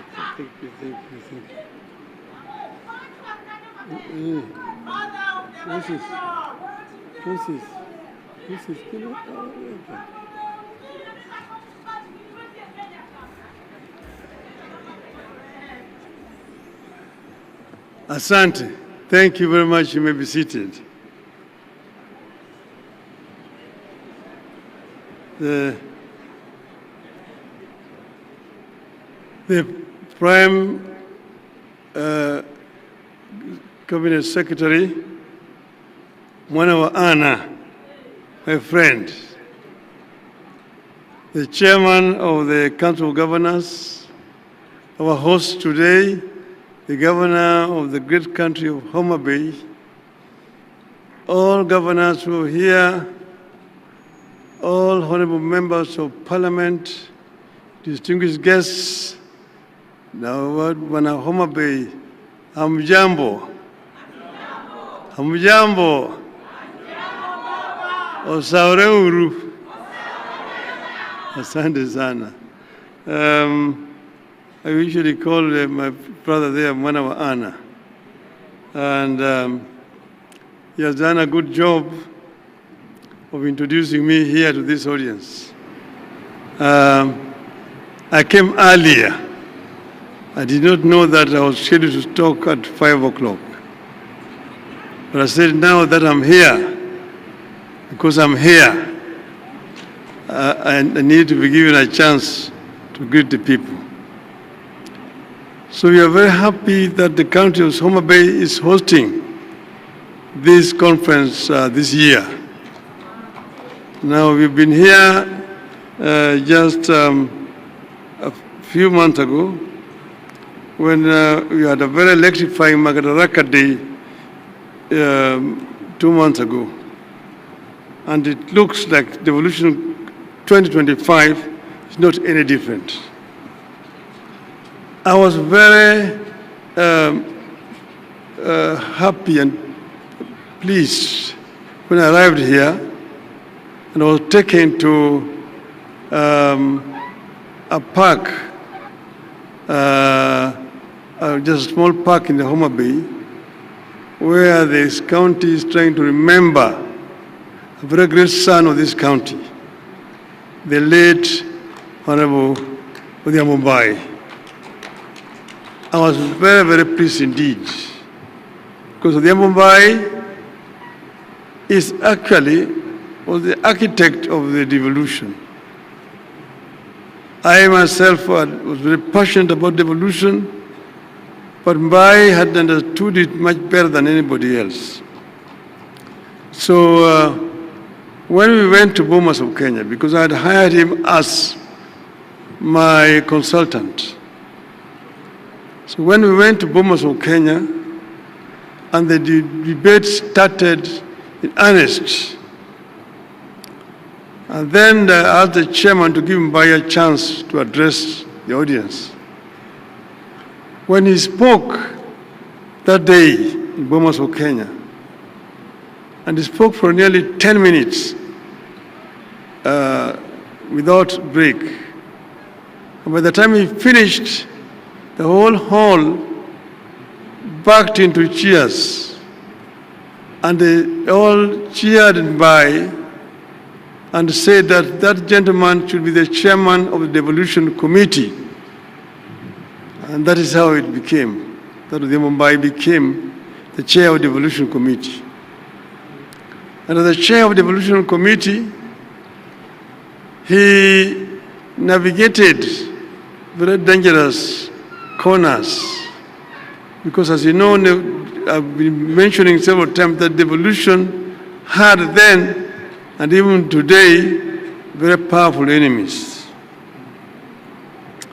He was able to create proper benchmarks to be met. And because of that, he became a marksperson. And as I've said several times, would not see the new constitution. In broad daylight, in front of his children, they moved in to his house and shot him and fatally wounded him. So it is fitting that today we are here actually celebrating this day in Homabay, not very far away from Bai's home, right just next door here. And today I really want to make an appeal to the Council of Governors, because Bai left a young family, young wife and children. And if the Council of Governors can see it fit that you get a kind of a fund, a small fund, you can just put in 5,000 shillings a month, that will go a long way to help the family of the little Homabay. It's an appeal. But then, let's get back to business. And let me begin by declaring a familiar interest. I believe in devolution. I believe in more, not less devolution.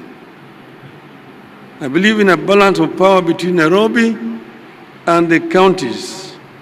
None should stand in the way of the other. I believe in strong county executives oversighted by equally strong county assemblies. I believe in a Kenya that sees the strength of each of the 47 counties as the strength of Kenya. But let me say, county government are supposed to be oversighted by county assemblies, not the Senate. So therefore, it is unnecessary for Senate to be summoning governors to go to appear before senators in Nairobi. Only the public accounts and the public investment committees should summon not even governors, the chief executives of the county government. It's a waste of time, all the time summoning governors to come to appear before parliamentary committees. Centralism still has strong supporters, but I believe its days are in the past. Centralism comes with some bad habits.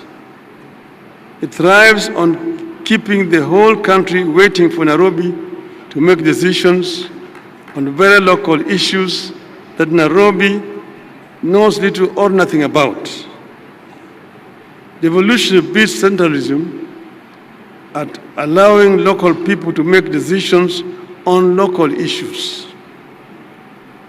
Decisions affecting only Homabay should be taken in Homabay or any other country for that matter. Only decisions affecting the whole country should be taken by the national executive in Nairobi. I believe local policymakers bring more insight to local issues, are more likely to be more accountable, transparent, traceable, and named and shamed. But people are now looking for more than proximity. They are looking for performance, productivity, and partnership at every level of leadership. People want counties that are economic powerhouses, not mere administrative units. And you know, we're here because of historical circumstances. We had bigger units, you had regions which had what you call economics of scale.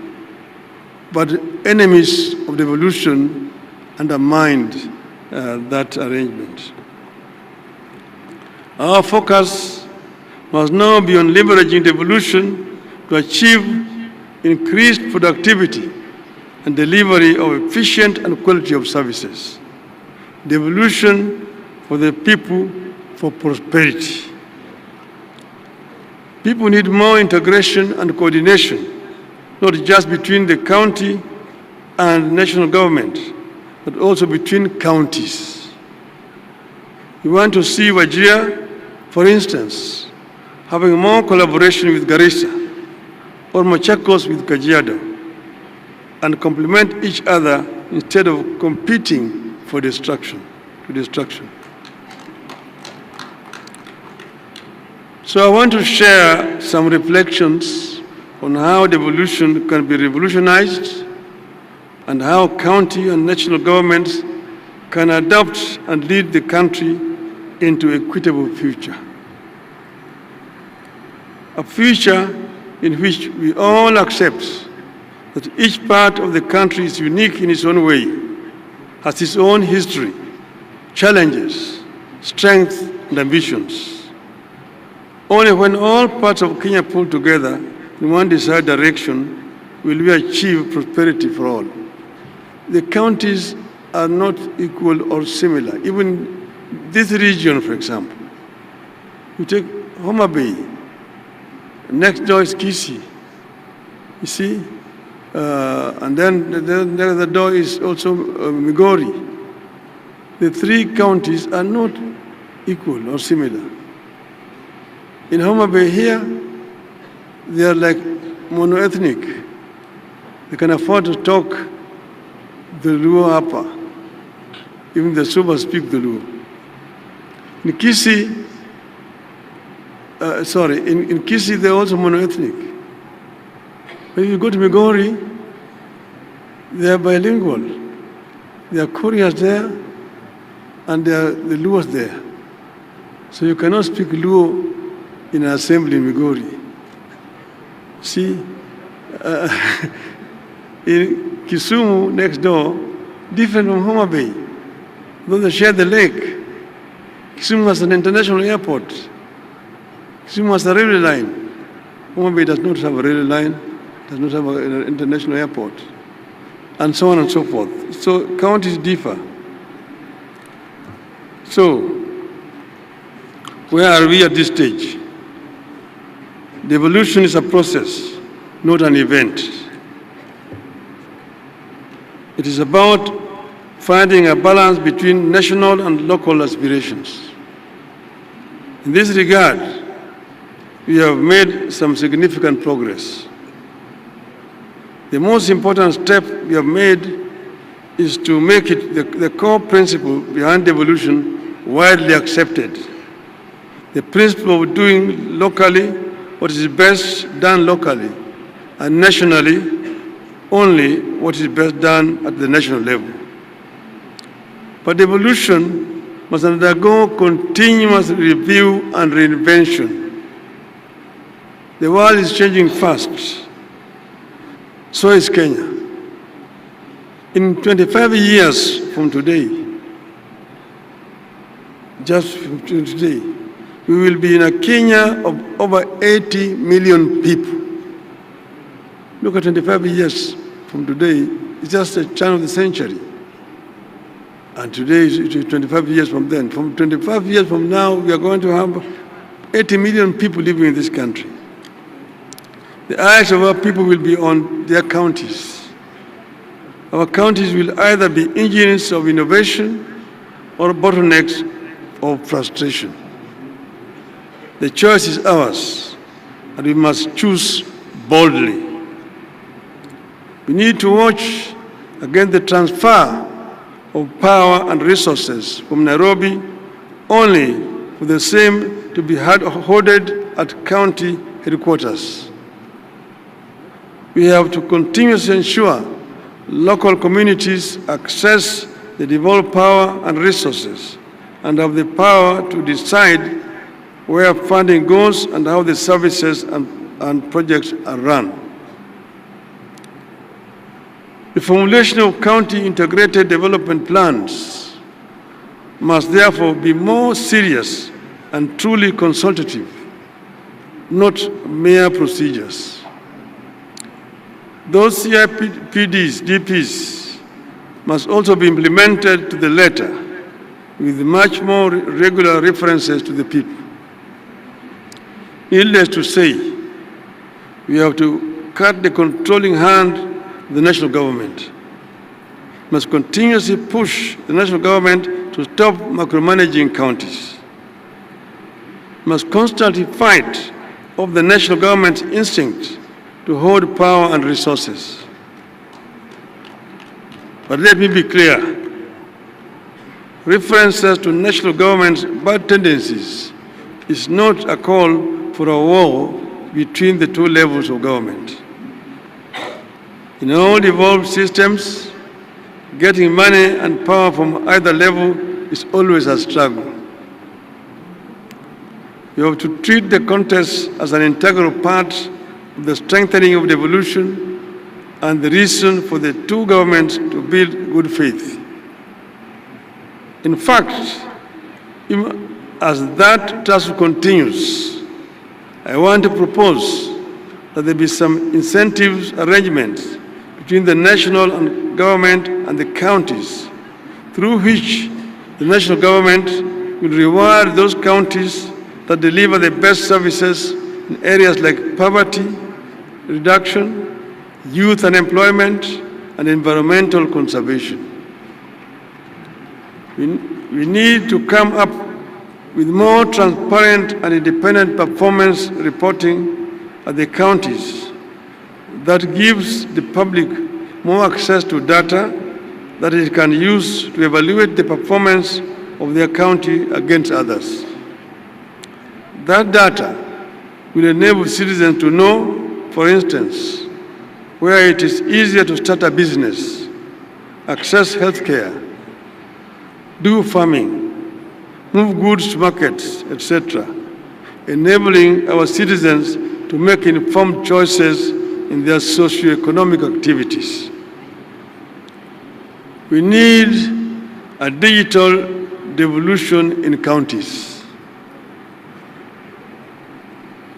County services, from business permits to healthcare appointments, must be accessible online, in real time, and in local languages. This should go a long way in fighting the scourge of corruption that is taking very deep roots in counties. Our counties must move from being consumers of transfers to producers of wealth through county-led industrial parks, energy autonomy through solar, wind, and small-scale hydro projects, and smart agriculture hubs, among other areas powered by technology. Our Constitution clearly stipulates that the two levels of government depend on each other. That cooperation should help us to do away with, not enhance, duplication that results in wastage of time, efforts, and money. Even as county and national governments cooperate, there must be more clarity on roles and responsibilities. Some confusion is beginning to creep in, and accountability risks being lost in the process. We must continue demanding that counties be granted full control over all devolved functions. But we must also demand to see what difference the counties are making in increased devolved resources and functions. At the same time, we need to bring more areas into the devolution fold. Our constitution making was characterized by negotiations and give and take. To avoid a war, for example, with NAT, we only devolve early child development aspect of education. Because NAT had threatened us that if we devolve education, they are going to mobilize teachers to oppose the new constitution. And that's why education was not fully devolved. We must now break the cycle of managing our schools from far away in Nairobi. The time has come for Kenya to devolve education up to secondary school. It makes no sense to see a minister of education going to Marsabit, to Garissa, inspecting primary school structures or construction. It's a shame, because that is the work that should be done by the governor of the counties there. The time has come to devolve education. In the interest of efficiency and better service delivery, all money is currently managed by the NGCDF and NGAAF should be surrendered to counties. When CDF was formulated and promulgated, the people of Kenya were seeking an equitable distribution of natural resources, which had been denied through an imperial presidency. Most of the work here was basically left to Harambes. He wanted to build tuition build block, Harambee, dispensary, Harambee, and so on. Since that time, everything in the system of governance has changed. We removed the patronage system in allocation of natural resources. We adopted devolution. We established a constitutional commission to allocate revenue between the national and county governments. We empowered the parliament on budgetary matters. Everything Kenyans have done to re-establish good governance has made the CDF system obsolete. It is serving no known role in the new constitutional architecture, and it is no longer relevant in the new constitutional dispensation.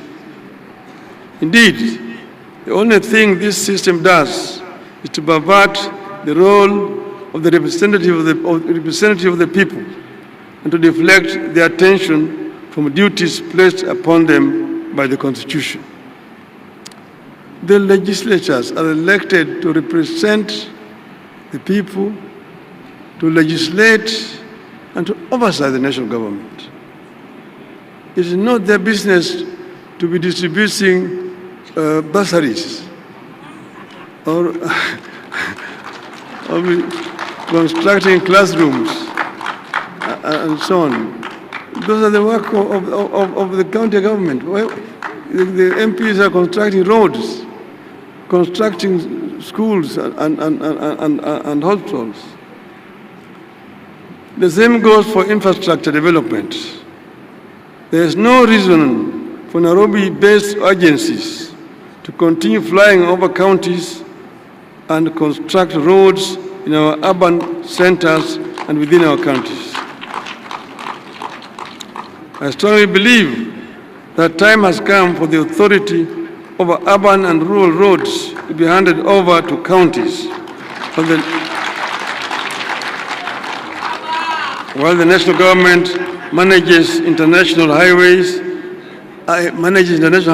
and national trunk roads. I was the Minister for Roads, Public Works and Housing. I'm the one who took the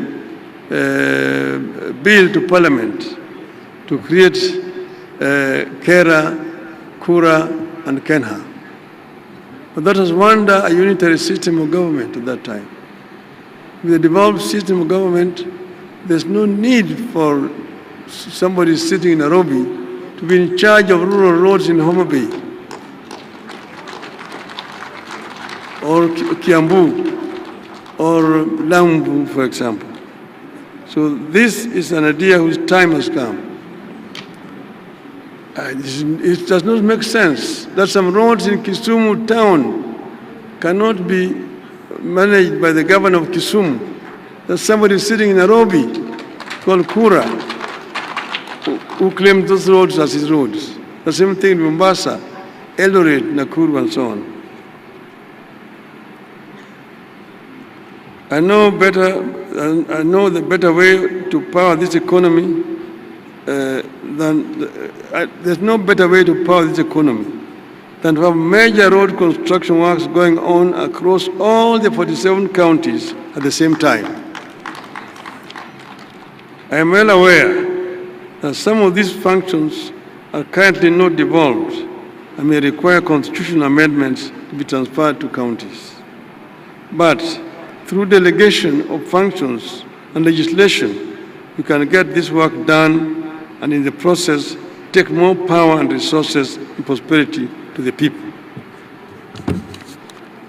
Finally, I want to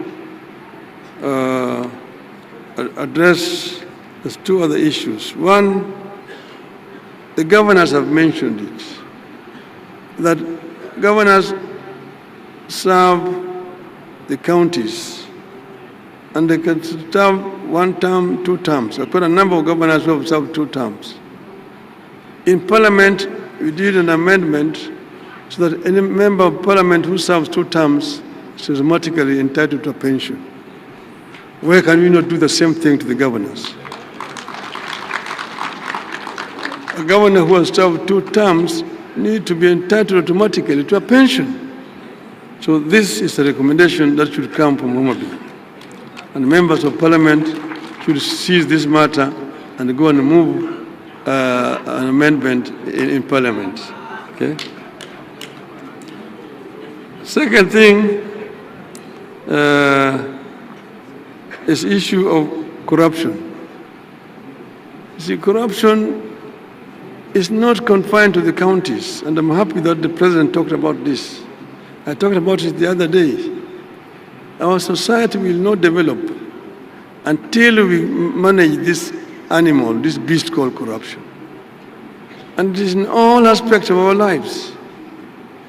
First, you talk about the executive.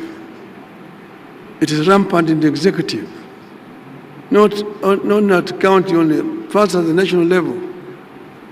In the procurement and in revenue collection, that's where it resides. Revenue collection, these revenue officers, whether it be the customs officers, they be income tax, they be VAT officers, there's a lot of pilferage in that right. There's a lot of leakages. And then procurement officers. Again, here there's an area where there's a lot of pilferage. You're procuring so expensively. You'll be told now you're building affordable housing, but at what cost? At what cost are you building the affordable housing? Yeah? And all that eventually is burden pushed to the taxpayer.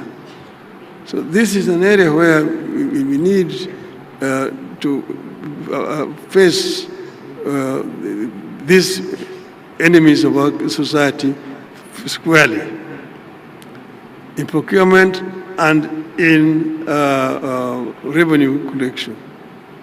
The other area here is, and this is both at the national and at the county level. Then go over to the legislature. Again, it's domiciled in legislature. A lot of money was being wasted by people who should be working productively, being summoned to appear before parliamentary committees. And you find parliamentary committees sometimes saying they are cancelling this project. They're only doing that because they have been funded by a contractor who lost the contract. When there's a tender, there must be a winner. And once that the tender has been awarded, the contractors who lost will look for the member of parliament or an MCA or the contract has been corruptly awarded, then immediately they now summon the minister or the PS to come, and we want to investigate this. They shout a lot of, make a lot of noise, but basically they are being paid by the losing contractor. And they've been doing this, fund, the contract has been properly awarded, is suspended, is cancelled, and you know the financial year is very short. By the time you awarded the contract, it is September. If somebody goes and suspends it, you will be into the new year. The whole financial year is wasted, money is not spent. So Parliament must also be brought in on board properly, because Parliament is also actually impeding implementation of government projects by being corrupted by contractors. And then, you know, come over to judiciary. Judiciary is also not blameless. When some people tell you that I don't, rather than wasting my money in hiring a lawyer, I'd rather bribe a judge, and I will get whatever I want. A criminal, somebody that committed a crime, when he's supposed to be arrested, rushes to court, and when they go to court there, gets an order to stop him from being arrested. So the judiciary is a major impediment also. So the corruption resides also in the judiciary. And you come down to the private sector. The private sector is also not blameless. The private sector is where there's competition for contracts, and they're the ones who now go and bribe the executive, they also bribe the legislature and so on. So there's always a giver and a taker in a corrupt deal. So the private sector is also not blameless. The media is also not blameless here. The media is very much deeply involved. If you see the media saying, oh, we are exposing corruption here, they have been paid. But we have done a professional investigation exposing corruption in the legislature, or in judiciary, in the executive. They themselves have been paid to do what they're doing. So the media is not blameless in this one here. So we need to deal with this issue squarely by looking at this animal called corruption, the face, and dealing with it. That's the only way that our country will be able to move forward. I thank you very much for listening to me.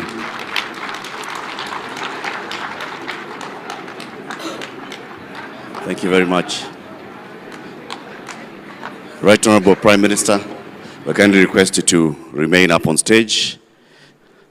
We have a gift for you from the Council of Governors, which will be presented by the Chair of the Council of Governors and the Vice Chair, who is also the Chair of the committee that organized this year's Devolution Conference. There will be a second one from the county of Homabay. This is from the Council of Governors, being presented by the Chair and the Vice Chair of the Council of Governors. Tupige makofi tafadhali.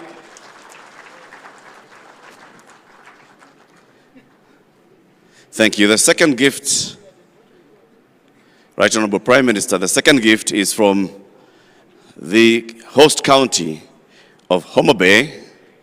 And as you can see, all Homabay people, please piga makofi as we present your gift to the Right Honorable Prime Minister.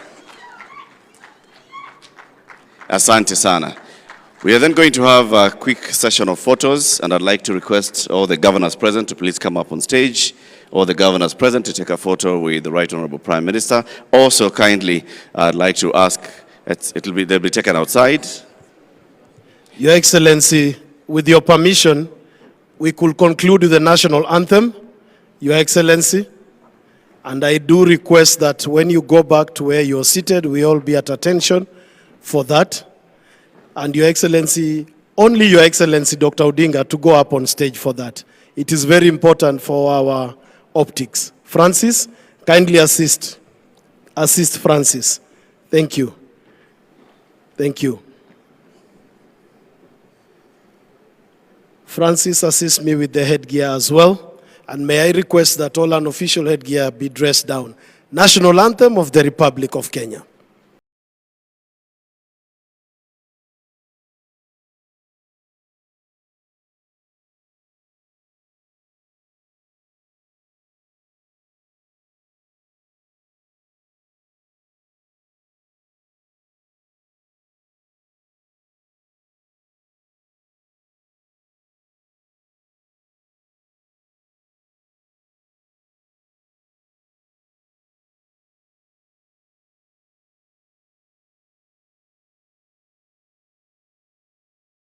Thank you. The photo session will take place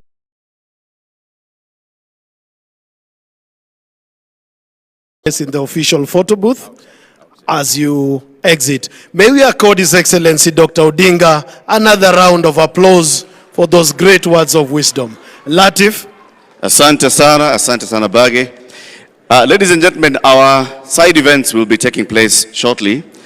In fact, they begin immediately in all the side event tents. We have 13 side events that are taking place now.